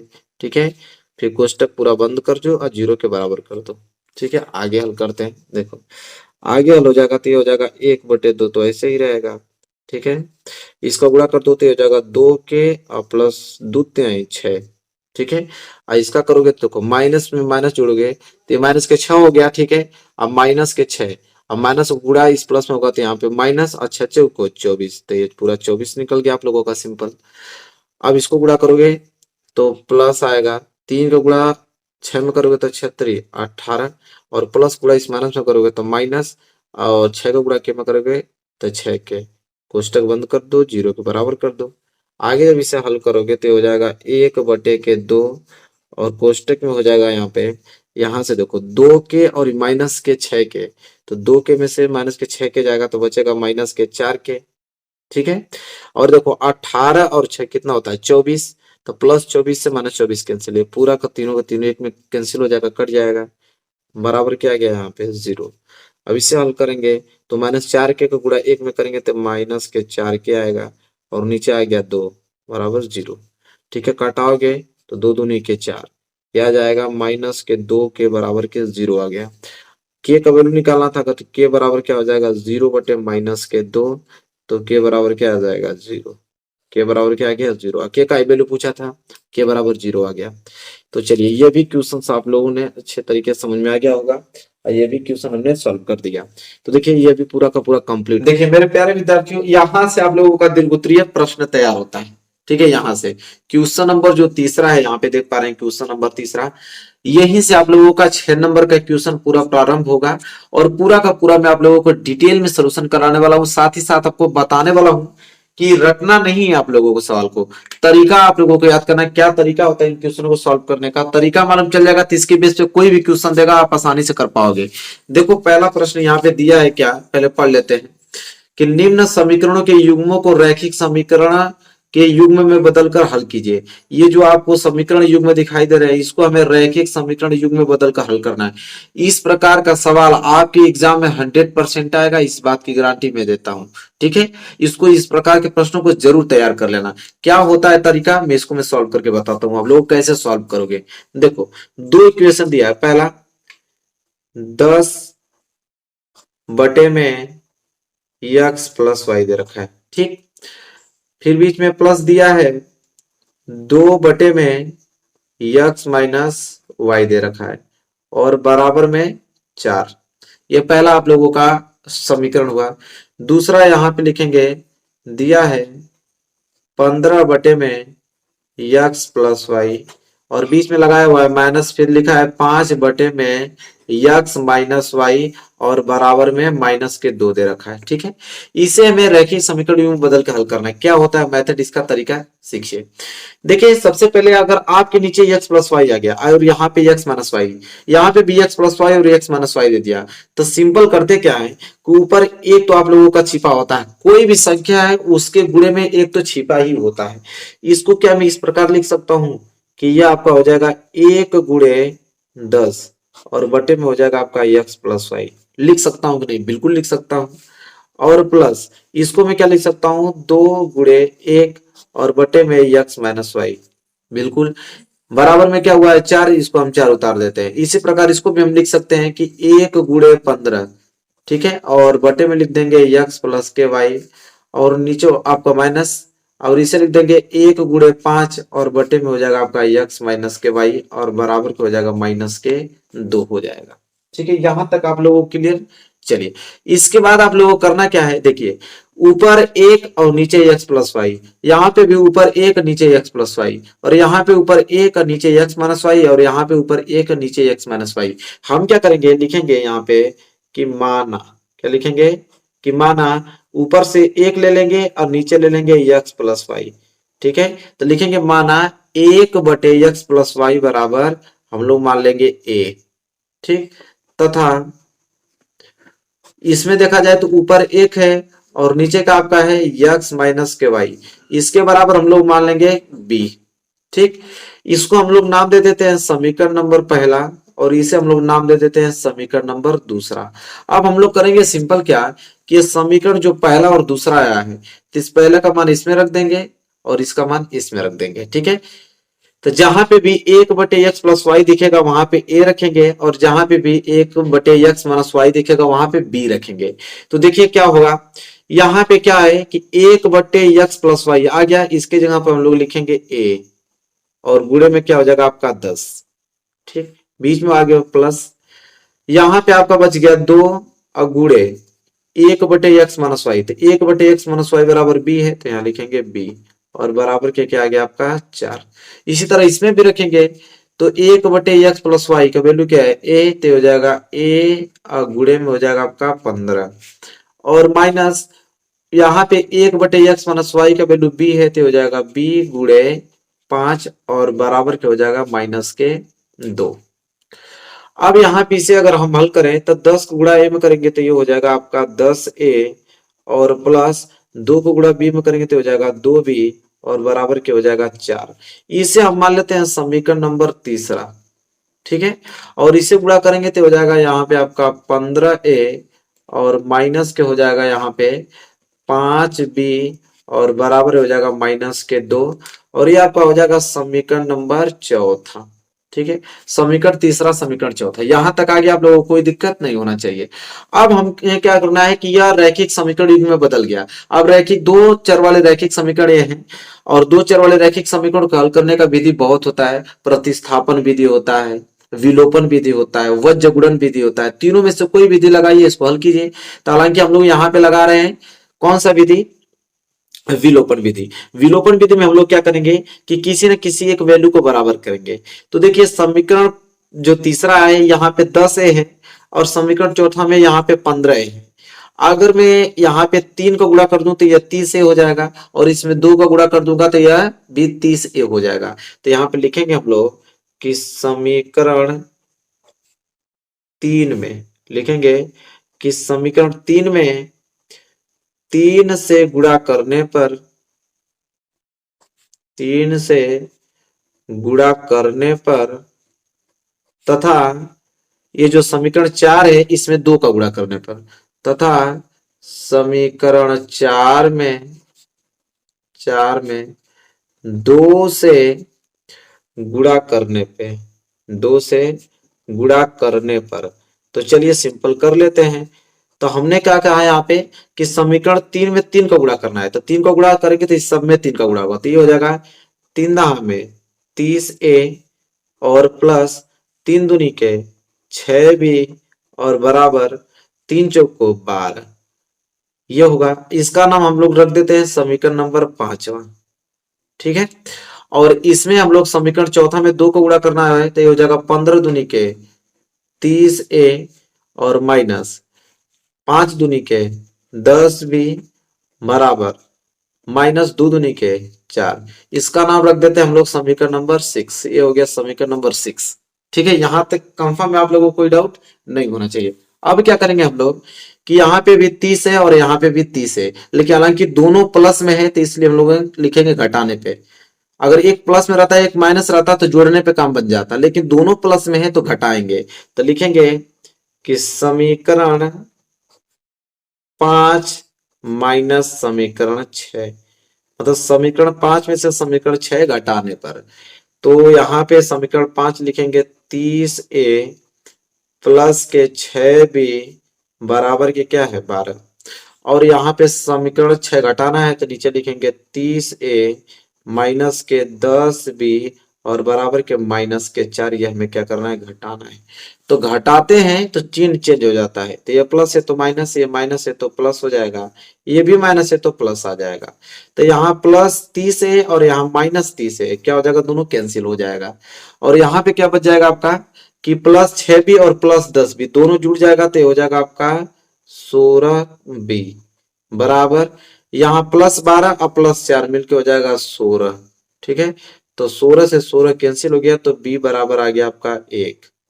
b बराबर क्या आ गया, 1 आ गया। अब b का मान किसी भी समीकरण में रख दीजिए, समीकरण 5 में रखिए, समीकरण 6 में रखिए, समीकरण 3 में रखिए, समीकरण 4 में रखिए, किसी में भी रखिए a का वैल्यू मिल जाएगा। तो हम लोग लिखेंगे यहाँ पे, मैं यहाँ पे कर देता हूँ, जगह खाली है, मैं लिखूंगा b का मान, क्या लिखेंगे, b का मान समीकरण, छोटा कौन दिख रहा है, 3 दिख रहा है, इसमें रख लेते हैं। समीकरण 3 में रखने पे आपकी मन, आप चाहे जिसमें भी रख दो, ए का वैल्यू मिल जाएगा। तो बी का मान समीकरण 3 में रखने पर, जब 3 में रखेंगे तो समीकरण 3 उतारना पड़ेगा, क्या है 10a और प्लस के आपका 2b और बराबर 4 है। तो यहाँ पे हो जाएगा आपका 10a और प्लस के 2 गुणे b का वैल्यू कितना है जी 1, तो यहाँ पे 1 रख देंगे, बराबर के क्या हो जाएगा 4। तो ये हो जाएगा आपका 10a और प्लस 2 का गुणा 1 में होगा तो 2 बराबर के आ जाएगा 4। ठीक है, इसे हल करेंगे तो ये हो जाएगा आपका 10a बराबर 4 प्लस 2 इधर जाएगा तो माइनस के 2, ये हो जाएगा आपका 10a बराबर 4 में से 2 गया तो 2 हो जाएगा। अब यहां से हम a का वैल्यू निकालेंगे तो a बराबर हो जाएगा 2 बटे के कितना 10 हो जाएगा। अगर मैं इसे कटा दूं तो यहां से आ जाएगा 1/5, 2 एकम 2, 2 5 10, यही ना होगा। तो a बराबर आ जाएगा 1/5, ये आपका a का वैल्यू आ गया 1/5 और b का वैल्यू आ गया 1। अब क्या करना होता है, अब ध्यान सुनिए, अब a और b का मान हम लोग समीकरण जो हमने शुरू में पहला और यह दूसरा माना था, तो यहाँ पे a का मान रखेंगे और यहाँ पे b का मान रखेंगे। ठीक है, तो यहाँ पे नीचे हम लोग यहाँ से लिखेंगे कि a तथा b का मान, क्या लिखेंगे, a तथा b का मान समीकरण 1 तथा समीकरण 2, समीकरण 1 तथा समीकरण 2 में रखने पर, देखिए बहुत अच्छे तरीके से आप लोग लिखेंगे, बहुत पूरा का पूरा नंबर मिलेगा 6 नंबर। तो a तथा b का मान समीकरण 1 तथा 2 में रखने पे, अब समीकरण 1 क्या था, तो यह था 1/x प्लस वाई बराबर a था। ठीक, और समीकरण b क्या था, तो 1/y क्या था x माइनस वाई बराबर क्या था b था। ठीक है, यही तो था। अब यहाँ पे होगा 1/x प्लस वाई बराबर a का मान कितना आया है 1/5, अब 1/5 रख दीजिए, क्या करना है, तो 1/5 हमने यहाँ पे रख दिया। इसी तरह यहाँ पे b का वैल्यू रखना पड़ेगा, b का वैल्यू कितना आया है 1 आया है, तो रख देते हैं, तो हो जाएगा 1/x माइनस वाई बराबर b का वैल्यू कितना आया है 1। अब इसको हल करेंगे तो देखिए x प्लस वाई का गुणा 1 में होगा तो आएगा x प्लस वाई बराबर 5 को गुणा 1 में होगा तो हो जाएगा आपका 5। इतना तो क्लियर है। इसके बाद इसके नीचे कुछ नहीं, तो एक मान लो x माइनस वाई को गुणा 1 में करोगे तो क्या आएगा x माइनस वाई अब बराबर 1 को गुणा 1 में करोगे तो कितना आएगा, 1 आएगा। अब करना क्या है कि समीकरण कहां तक मान चुके थे, समीकरण 6 तक, तो इसको समीकरण 7 मान लो, इसको समीकरण 8 मान लो। क्या करना है, अब इसको हल करो। तो यहाँ पे देखो प्लस वाई है और यहाँ पे माइनस वाई, जोड़ने पे काम चल जाएगा। तो लिखेंगे कि समीकरण 7 और प्लस समीकरण 8, समीकरण 7 और समीकरण 8 जोड़ेंगे। तो जोड़ेंगे तो ये हो जाएगा आपका x प्लस वाई बराबर 5, इसमें जोड़ना है x माइनस वाई बराबर कितना, 1।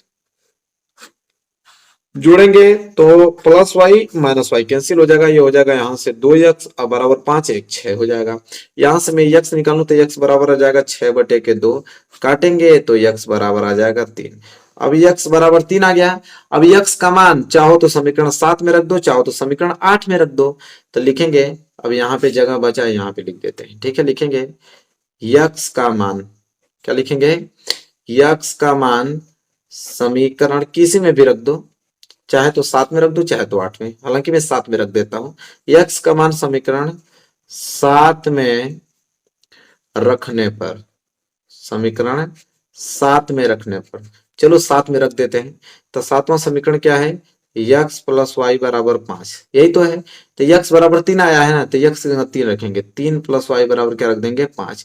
तो यहाँ से y बराबर क्या आ जाएगा, 5 प्लस 3 उधर जाएगा तो -3, तो y बराबर क्या आ जाएगा, 2। y बराबर 2 आ गया और x बराबर 3, यह होगा लास्ट में आंसर।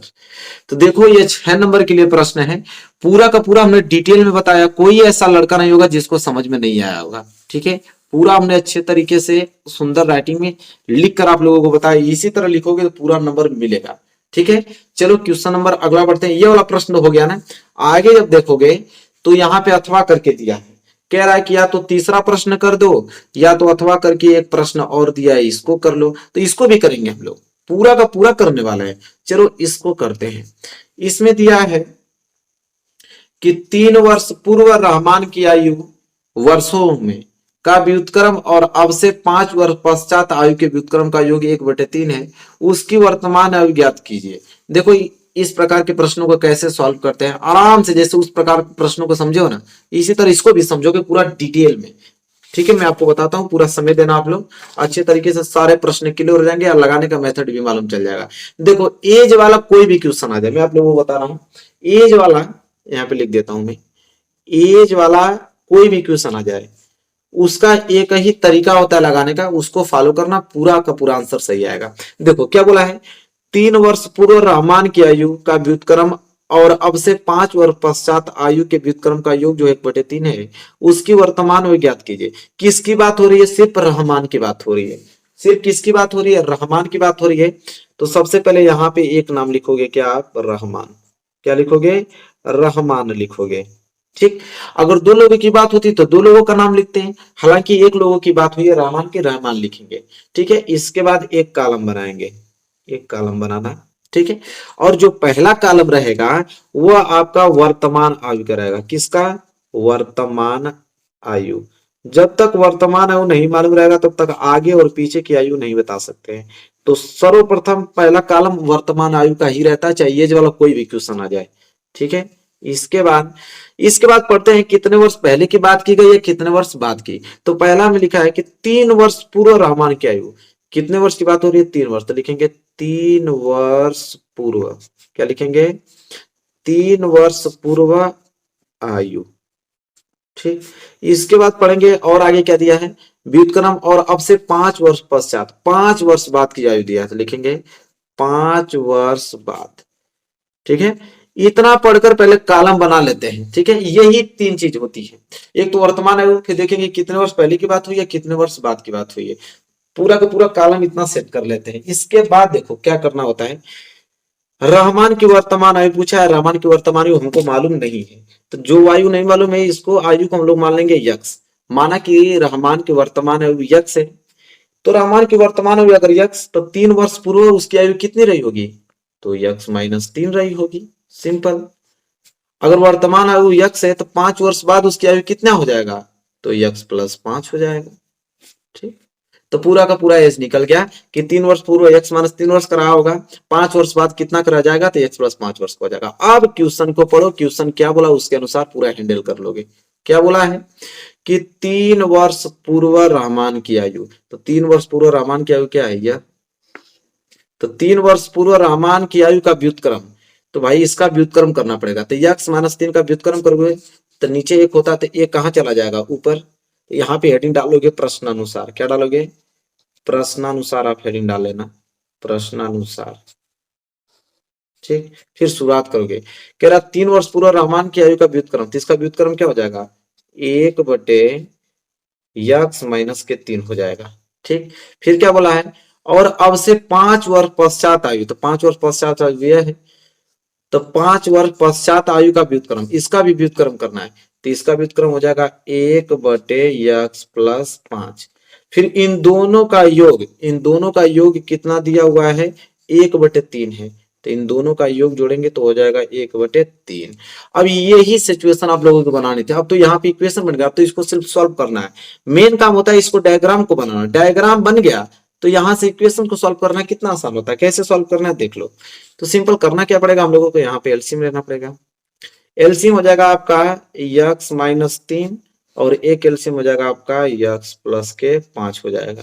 ठीक, अब x-3 से x-3 कैंसिल हो जाएगा, बच जाएगा x+5, x+5 को गुणा 1 में करेंगे तो हो जाएगा आपका x+5, बीच में आपको बचेगा प्लस, और x+5 से x+5 कैंसिल, तो बच गया x-3, x-3 को गुणा 1 में करोगे तो आएगा आपका x-3, और बराबर में क्या हो जाएगा, 1/के कितना आ जाएगा, 3 आ जाएगा। अब इसे सॉल्व करो तो ये हो जाएगा आपका x मिलके हो जाएगा 2x, और +5 - 3, 5 में से 3 जाएगा तो बचेगा प्लस के कितना 2, और नीचे क्या हो जाएगा, x में x को गुणा करोगे तो कितना हो जाएगा x², और +5 को गुणा x में करोगे तो +5x, और -3 को गुणा x में करोगे तो -3x, -3 को गुणा +5 में करोगे तो -15 आ जाएगा। ठीक है, और बराबर कितना आ जाएगा आपका 1/के कितना आ जाएगा 3। यहां तक तो कंफर्म हो, कोई दिक्कत नहीं होना चाहिए। इसके बाद देखो अब करना क्या है, ऊपर हो जाएगा 2x+2, और नीचे अगर हल करें तो हो जाएगा आपका x² प्लस 5x में से 3x जाएगा तो बचेगा 2x, और माइनस के हो गया 15। अब बराबर में हो जाएगा 1/के कितना 3 हो गया। अब हमें करना क्या है कि क्रॉस मल्टीप्लीकेशन करना है। ठीक है, तो यहाँ x² प्लस 2x माइनस 15 को गुणा अगर 1 में कर दें तो इतना ही आने वाला है, x² प्लस 2x माइनस 15 आएगा, बराबर इसका गुणा करेंगे तो 3 दूनी के 6x और प्लस 3 दूनी के 6, इतना आएगा। अब हमें करना क्या, इसको सब इधर ला दो तो हो जाएगा x² प्लस के 2x और प्लस के 6x इधर आएगा तो क्या हो जाएगा माइनस के 6x, और इधर बच गया माइनस के 15 और प्लस के 6 इधर आएगा तो माइनस के 6, बराबर इधर बच गया 0। अब करना क्या पड़ेगा, यहां से हो जाएगा आपका x² और देखो प्लस 2x माइनस 6x, तो 6x में से 2x जाएगा तो बचेगा यहाँ से माइनस के 4x, और माइनस के 15 माइनस के 6 दोनों जुड़ के हो जाएगा माइनस के 21 बराबर 0। अब ये द्विघात समीकरण बन गया, तो गुणनखंड विधि से इसको क्या करो, हल कर दो। देखो गुणा करने पे 21 आ जाए, माइनस के 21, गुणा करने पे माइनस के 21 आ जाए, और जोड़ने या घटाने पे क्या आना चाहिए, माइनस के 1। देखो कैसे करते हैं ये भी मैं बता देता हूँ तरीका।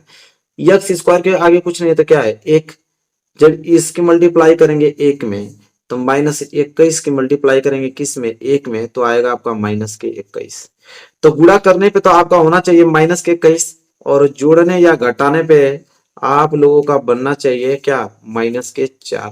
तो बताओ ऐसा कोई नंबर है, तो बिल्कुल है, 7 त्रिके 21, 7 त्रिके 21, गुणा करेंगे तो 21 आ जाएगा, घटाएंगे तो 4, लेकिन आना चाहिए माइनस के 21 और घटाने पे माइनस के 4, इसलिए हम लोग क्या करेंगे, इसके आगे माइनस लगाएंगे। -7 गुणे 3 करेंगे गुणा तो माइनस 21 भी आ जाएगा, और -7 में से अगर हम क्या करते हैं 3 घटा भी देते हैं, ठीक है, तो 3 घटाएंगे तो कितना आ जाएगा आप लोगों का माइनस के 4, 3 में से -7 घटाएंगे तो -4 ही तो आएगा। तो इसको लिखोगे कैसे, देखो इस तरह x² माइनस के और प्लस के 3x माइनस के 7x और माइनस के 21 बराबर 0। अब देखो पूरा सटीक बैठ गया, 3x माइनस 7x माइनस के 4x और 3 गुणे -7 माइनस के 21, सही है कि नहीं, बिल्कुल सही है।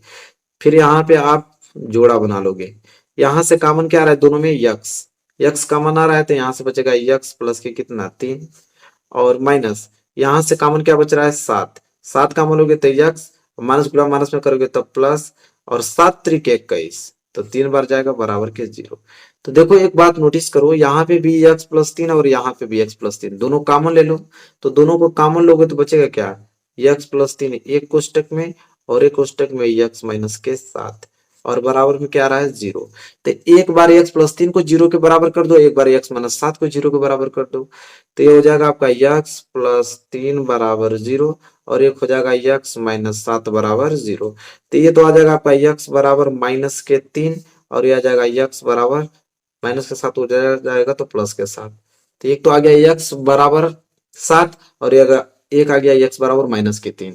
तो माइनस वाला आंसर तो होगा ना, जब भी होगा तो प्लस वाला। तो देखो क्या पूछा था, रहमान के वर्तमान आयु ना लिखेंगे, इसलिए लास्ट में लिखेंगे रहमान की वर्तमान आयु, इसलिए रहमान की वर्तमान आयु को हमने यक्स माना था और यक्स बराबर आ गया आंसर आप लोगों को कितना आ गया तो 7 वर्ष, कितना आ गया 7 ईयर्स, ठीक है 7 वर्ष। तो देखो कितना हमने आराम से आप लोगों को एक एक चीज बताया है कि पूरा का पूरा क्लियर हो जाएगा आप लोगों को। देखो हमने पूरा अच्छे तरीके से सोल्यूशन इतना आराम से आप लोगों को बता रहा हूं ना कि कोई दिक्कत होगा ही नहीं, चाहे मैथ में कोई कितना भी कमजोर हो। देखो पूरा हमने डिटेल में बात किया है। और ये भी प्रश्न हो गया, इसको भी हटा देता हूं आप लोगों को। देखो कितना प्रश्न हो गया, 3 प्रश्न, जो तीसरा प्रश्न था इसका पहला और दूसरा दोनों हमने कर रखा है। अब हम आगे बढ़ेंगे प्रश्न नंबर चौथे की तरफ। अब देखो प्रश्न नंबर चौथा क्या है, तो ये हाइट एंड डिस्टेंस है, बहुत ही ज्यादा सिंपल है, आराम से कर डालोगे मेरा वादा है। जैसे ये दोनों प्रश्न समझ में आया, ये भी प्रश्न आप लोगों को समझ में आएगा।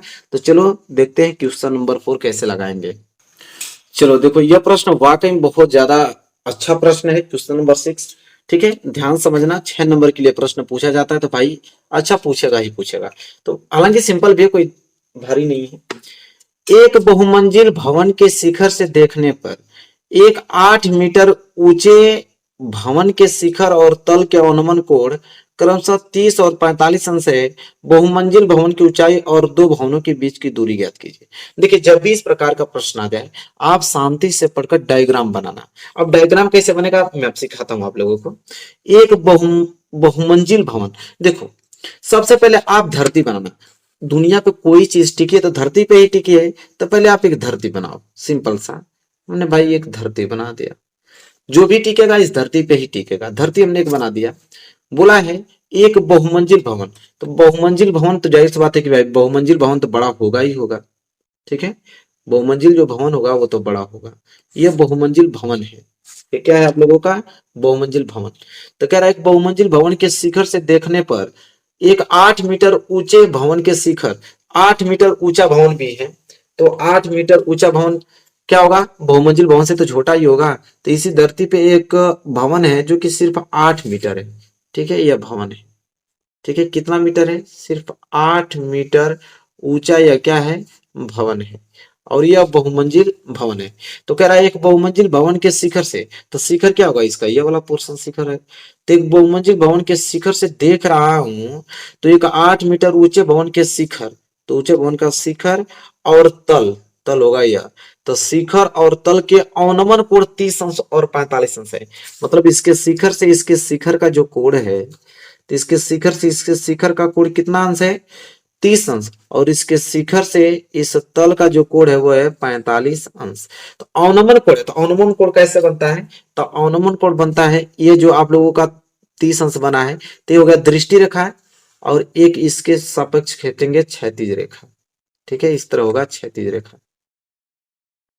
देखो ये क्षैतिज रेखा होगा, तो दृष्टि रेखा और क्षैतिज रेखा के सापेक्ष जो ये कोण बनेगा ये आप लोगों को कितना अंश है 30 अंश। ठीक है, फिर कह रहा है कि इसी शिखर से इसके तल का जो कोण है पूरा का पूरा कोण यहां से यहां तक लेके जो कोण बना है वो आप लोगों का कोण है 45 अंश। कितना अंश है 45 अंश। यह बोला इस प्रकार डायग्राम बनाओगे। ठीक है, एक बात नोटिस करो, देखो यहाँ पे तुम्हें जेड की आकृति दिखाई दे रही होगी। देखो यहां से फिर यहां से और फिर यहाँ अगर खींच दे तो जेट की आकृति बन जाएगी बिल्कुल। तो हम लोग क्या करेंगे, यहाँ पे एक इसके समानांतर एक रेखा खींचेंगे। देखो इसके समानांतर एक रेखा खींचेंगे। खींच दिया हमने। अब देखो जेड की आकृति बन रही है कैसे, इस रेखा के बारे में देखो, ध्यान से देखना, यहां से जा रहा है यहाँ पे, फिर यहाँ आ रहा है, फिर यहाँ, तो यह जो कोण बन रहा है, तो अगर यह 30 अंश तो ये भी 30 अंश, एकांतर अंतः कोण होगा कि नहीं होगा, बिल्कुल होगा। इसी तरह अब देखो, अब इस बड़े वाले की बात कर रहे हैं, बड़े वाला देखो, बड़े वाला कहाँ जा रहा है, यहाँ से यहाँ मिल रहा है ना, तो ये वाला कोण कहाँ जा रहा है, नीचे यहाँ, मतलब यह वाला कोण जो है ये 45 अंश होगा, एकांतर अंतः कोण। ठीक है, यह 45, ये भी 45, यह 30, ये भी 30। ठीक है, अब देखो, अब इसका थोड़ा नामकरण कर दो, नाम हम थोड़ा रख दो अच्छे से। इसका नाम हमने ए रख दिया, इसका नाम हमने एम रख दिया, इसका नाम हमने बी रख दिया, इसका नाम मैं कुछ भी रख देता हूँ, क्यू रख देता हूँ, आपकी मर्जी, इसका नाम क्या रख दिया जाए, पी रख दिया जाए। ठीक है, जो भी आपको सुटेबल नाम हो आप नाम रख सकते हो। ठीक है, नाम हमने रख दिया। अब देखो ध्यान से, पूछा है बहुमंजिल भवन की ऊंचाई, बहुमंजिल के पूरी भवन की ऊंचाई पूछा है, ए बी की दूरी पूछा है, पूरा ऊंचाई, और क्या है, दो भवनों के बीच की दूरी, मतलब बी और क्यू, ये जो भवन है और यह दोनों कितने दूरी पे है। तो हमें दूरी नहीं मालूम है, तो हम लोग दूरी मान लेते हैं भाई, हम लोग को ज्ञात कर रहा है, दूरी हमको मालूम नहीं है, मान लेते हैं कि दूरी यक्स है। ठीक है, हमने क्या मान लिया, यक्स मीटर दूरी है भाई, मान लिया, हमको ज्ञात करना है। अगर एक बात देखो, अगर यह 8 है तो ये यहां तक भी तो 8 ही होगा, जरूर होगा। अगर यह 8 मीटर है तो ये भी 8 मीटर होगा कि नहीं होगा, बिल्कुल। और यह दूरी हमको मालूम नहीं, तो इस दूरी को हम यच मान लेते हैं, क्या मान लेंगे, यच मान लेंगे। ठीक है, ध्यान समझना, यच मान लिया। अब देखो कैसे निकालेंगे, हमें चाहिए ए बी की दूरी और हमें चाहिए बी क्यू की दूरी, यह हमारा बहुमंजिल भवन की ऊंचाई हो जाएगी, यह दो भवनों के बीच की दूरी हो जाएगी। तो देखो यहाँ पे ध्यान से देखना, तो दो त्रिभुज बनता हुआ दिखाई देगा आपको, दो त्रिभुज, ध्यान से नोटिस करना। देखो एक बन रहा है त्रिभुज कौन सा, ए एम पी, देखो बन रहा है कि नहीं, ए एम पी, एक त्रिभुज बनना है ए एम पी। ठीक, तथा एक त्रिभुज और बनना है, देखो ध्यान से, ए बी क्यू, क्या बनना है, ए बी क्यू, लिखेंगे ए बी क्यू। ठीक है, ये दो त्रिभुज बनना है, इन्हीं दोनों त्रिभुजों से ये पूरा क्वेश्चन हल हो जाएगा। ठीक है, पहले हम लोग इस वाले त्रिभुज में चलते हैं, किस वाले त्रिभुज में, तो त्रिभुज ए एम पी में। अब ए एम पी में आप लोग नोटिस करो तो देखो एक चीज, छोटा वाला त्रिभुज ए एम पी में, तो अगर यह एक्स है तो ये भी क्या हो जाएगा आपका यक्स, होगा कि नहीं होगा, बिल्कुल। अगर ये पूरी दूरी यक्स है तो ये भी क्या हो जाएगा, यक्स हो जाएगा। ठीक, तो यहाँ पे एक चीज देखो, हमें यच चाहिए, हमें यहाँ से ए एम चाहिए एच, तो यहाँ पे दिया क्या है, एक आधार और एक लंब, एक आधार एक लंब, तो लंब बटे आधार किस में होता है, तो टेन थीटा में होता है। ठीक है, तो यहाँ पे लिखेंगे टेन, और थीटा, थीटा कितना है, तो थीटा यहाँ पे पी है, तो लिखेंगे टेन पी, तो लिखेंगे टेन पी, टेन पी बराबर क्या आता है, लंब और बटे में आधार, लंब बटे आधार। देखो दो चीज चाहिए हमें, आधार दिया है यक्स और लंब दिया है, तो इन्हीं दोनों में कंपैरिजन करेंगे ना, क्या लंब बटे आधार, तो लंब बटे आधार होता है 10 में, तो 10 यहाँ पे पी, 10 पी बराबर लंब बटे आधार, कितना सिंपल है, देख रहे हो। अब देखो 10 पी, ध्यान से समझना, तो 10 पी, पी का वैल्यू कितना अंश है, 30 अंश, देखो पी का वैल्यू कितना अंश है, 30, तो यहाँ क्या लिखोगे 30 अंश बराबर लंब, देखो लंब क्या है यहाँ पे, तो लंब यहाँ पे एच है, लंब क्या है एच, अब बटे आधार क्या है, तो आधार यक्स है, तो यहाँ लिखेंगे यक्स। ठीक है, अब देखो 10 30 अंश का वैल्यू कितना होता है, 1 बटे करड़ी में 3 होता है, तो लिखोगे 1 बटे करड़ी में 3 बराबर यच बटे एक्स। ठीक है, अब यहां से तुम यक्स का वैल्यू निकाल सकते हो, यक्स गुणा 1 में होगा तो हो जाएगा एक्स बराबर एच, ठीक है, करड़ी में 3, यही तो होगा। चाहे इसको ऐसे लिख सकते हो अच्छे से, यक्स बराबर करड़ी में 3 यच, ऐसे लिख सकते हो। यह यक्स का वैल्यू आ गया भैया, इसको आप समीकरण नंबर 1 नाम दे दो। अब बारी आती है त्रिभुज दूसरा में जाएंगे, त्रिभुज ए बी क्यू में। ठीक है, अब लिखेंगे यहाँ पे त्रिभुज ए बी क्यू में। अब एक चीज नोटिस करो, अब हम ए बी क्यू में देख रहे हैं, तो एक चीज देखो, आप लोगों को स्पष्ट दिख रही होगी वो चीजें, मैं भी देख पा रहा हूं।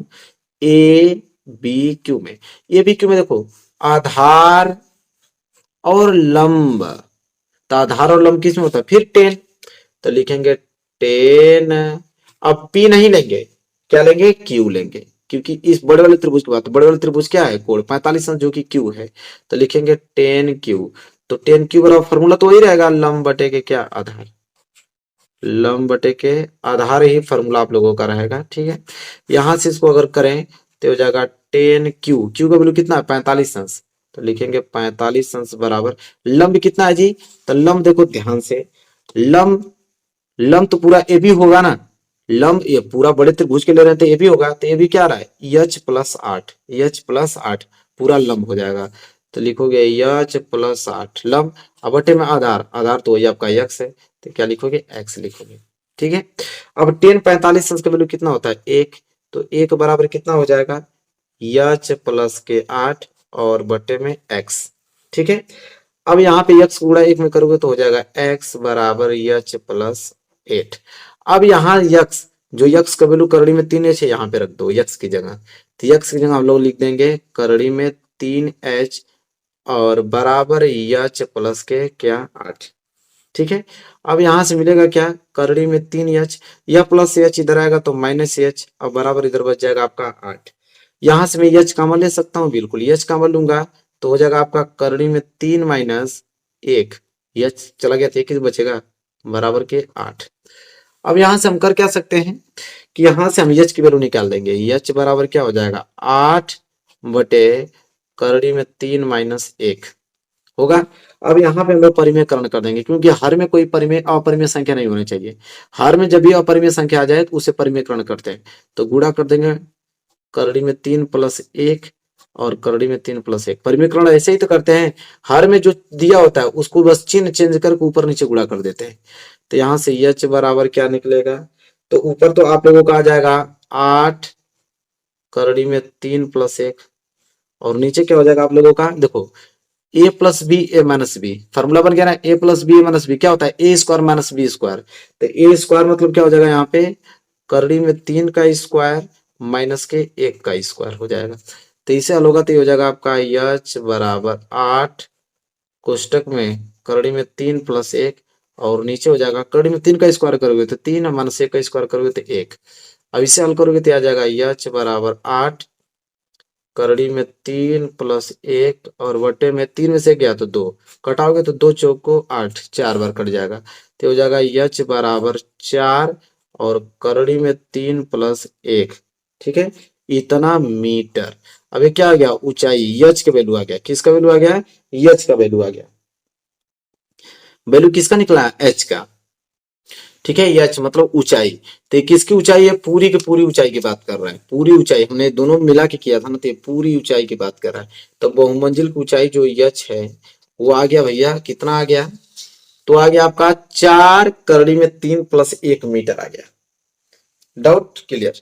और एक प्रश्न और तो पूछा था हमसे, क्या पूछा था, देखो हमसे प्रश्न पूछा था यह कि बी क्यू की भी दूरी बताइए, तो चलो हम लोग बी क्यू भी निकाल देते हैं। बी क्यू को क्या माना था यक्स, दो भवनों के बीच की दूरी भी तो चाहिए, तो बहुमंजिल की दूरी निकल गया, यहाँ पे लिख लेना बहुमंजिल की ऊंचाई, बहुमंजिल भवन की ऊंचाई, तो बहुमंजिल भवन की ऊंचाई तो आप लोगों के सामने भाई दिख रहे हैं, ये आंसर है, लेकिन दो भवनों के बीच की दूरी भी तो पूछा था, तो दो भवनों के बीच की दूरी क्या था बी क्यू, ठीक है, बी क्यू को हमने यक्स माना था, तो यहाँ पे यक्स आ गया, तो सिंपल यक्स बराबर करड़ी में 3 गुणे यच, यच का मान इतना है रख दो, यच का मान आया है 4 करड़ी में 3 प्लस 1, तो यक्स बराबर आ जाएगा, यहाँ पे हो जाएगा आपका 4 करड़ी में 3 को गुणा करड़ी में 3 में होगा तो क्या हो जाएगा यहाँ पे 3 और प्लस करड़ी में 3 को गुणा 1 में होगा तो हो जाएगा करड़ी में 3, तो आ जाएगा क्या आपका 4 और 3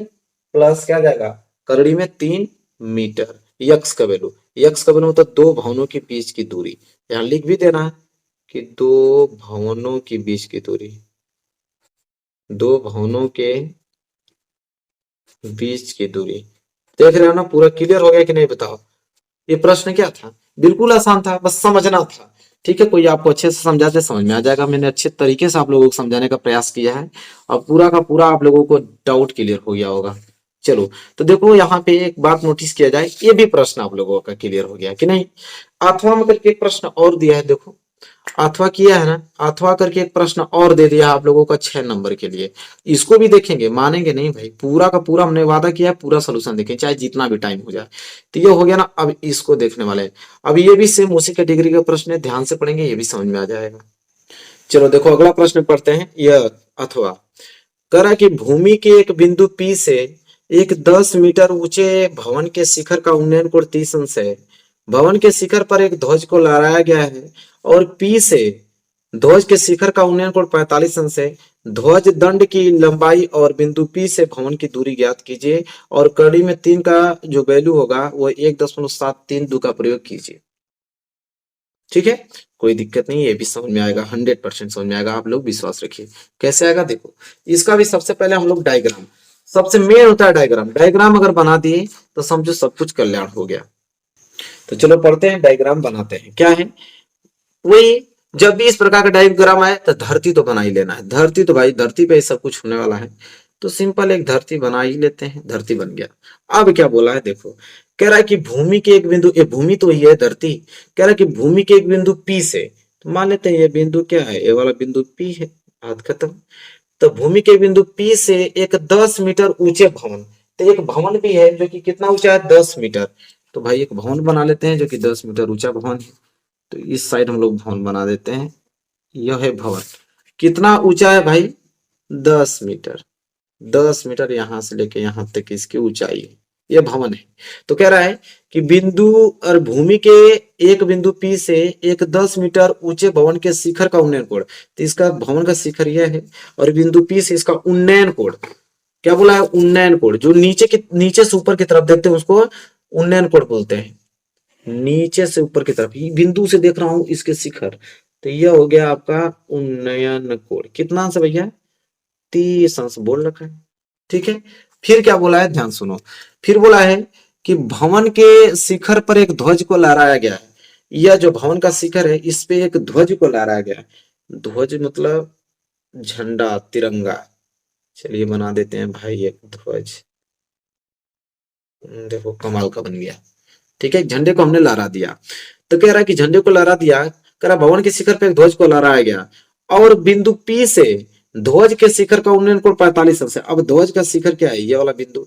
अब बिंदु P से उसका उन्नयन कोण 45 अंश है। अब यहां से देखेंगे इसको, P से देख रहे हैं हम झंडे के शिखर को, तो इसका जो उन्नयन कोण है, उन्नयन कोण मतलब क्या होगा, ये पूरा कोण यहां से लेके यहां तक कितना अंश है, 45 अंश है। ठीक है, फिर पूछा ध्वज दंड की लंबाई, मतलब यहां से लेके यहां तक की आप बताइए कि इसकी ऊंचाई कितनी है और बिंदु P से भवन की दूरी ज्ञात कीजिए। मतलब P से इस वाले बिंदु की दूरी ज्ञात कीजिए। ये जो बिंदु इसकी दूरी ज्ञात करना है, कुछ नहीं, नाम रख लेते हैं। ये P है तो इसका नाम हम B रख लेते हैं।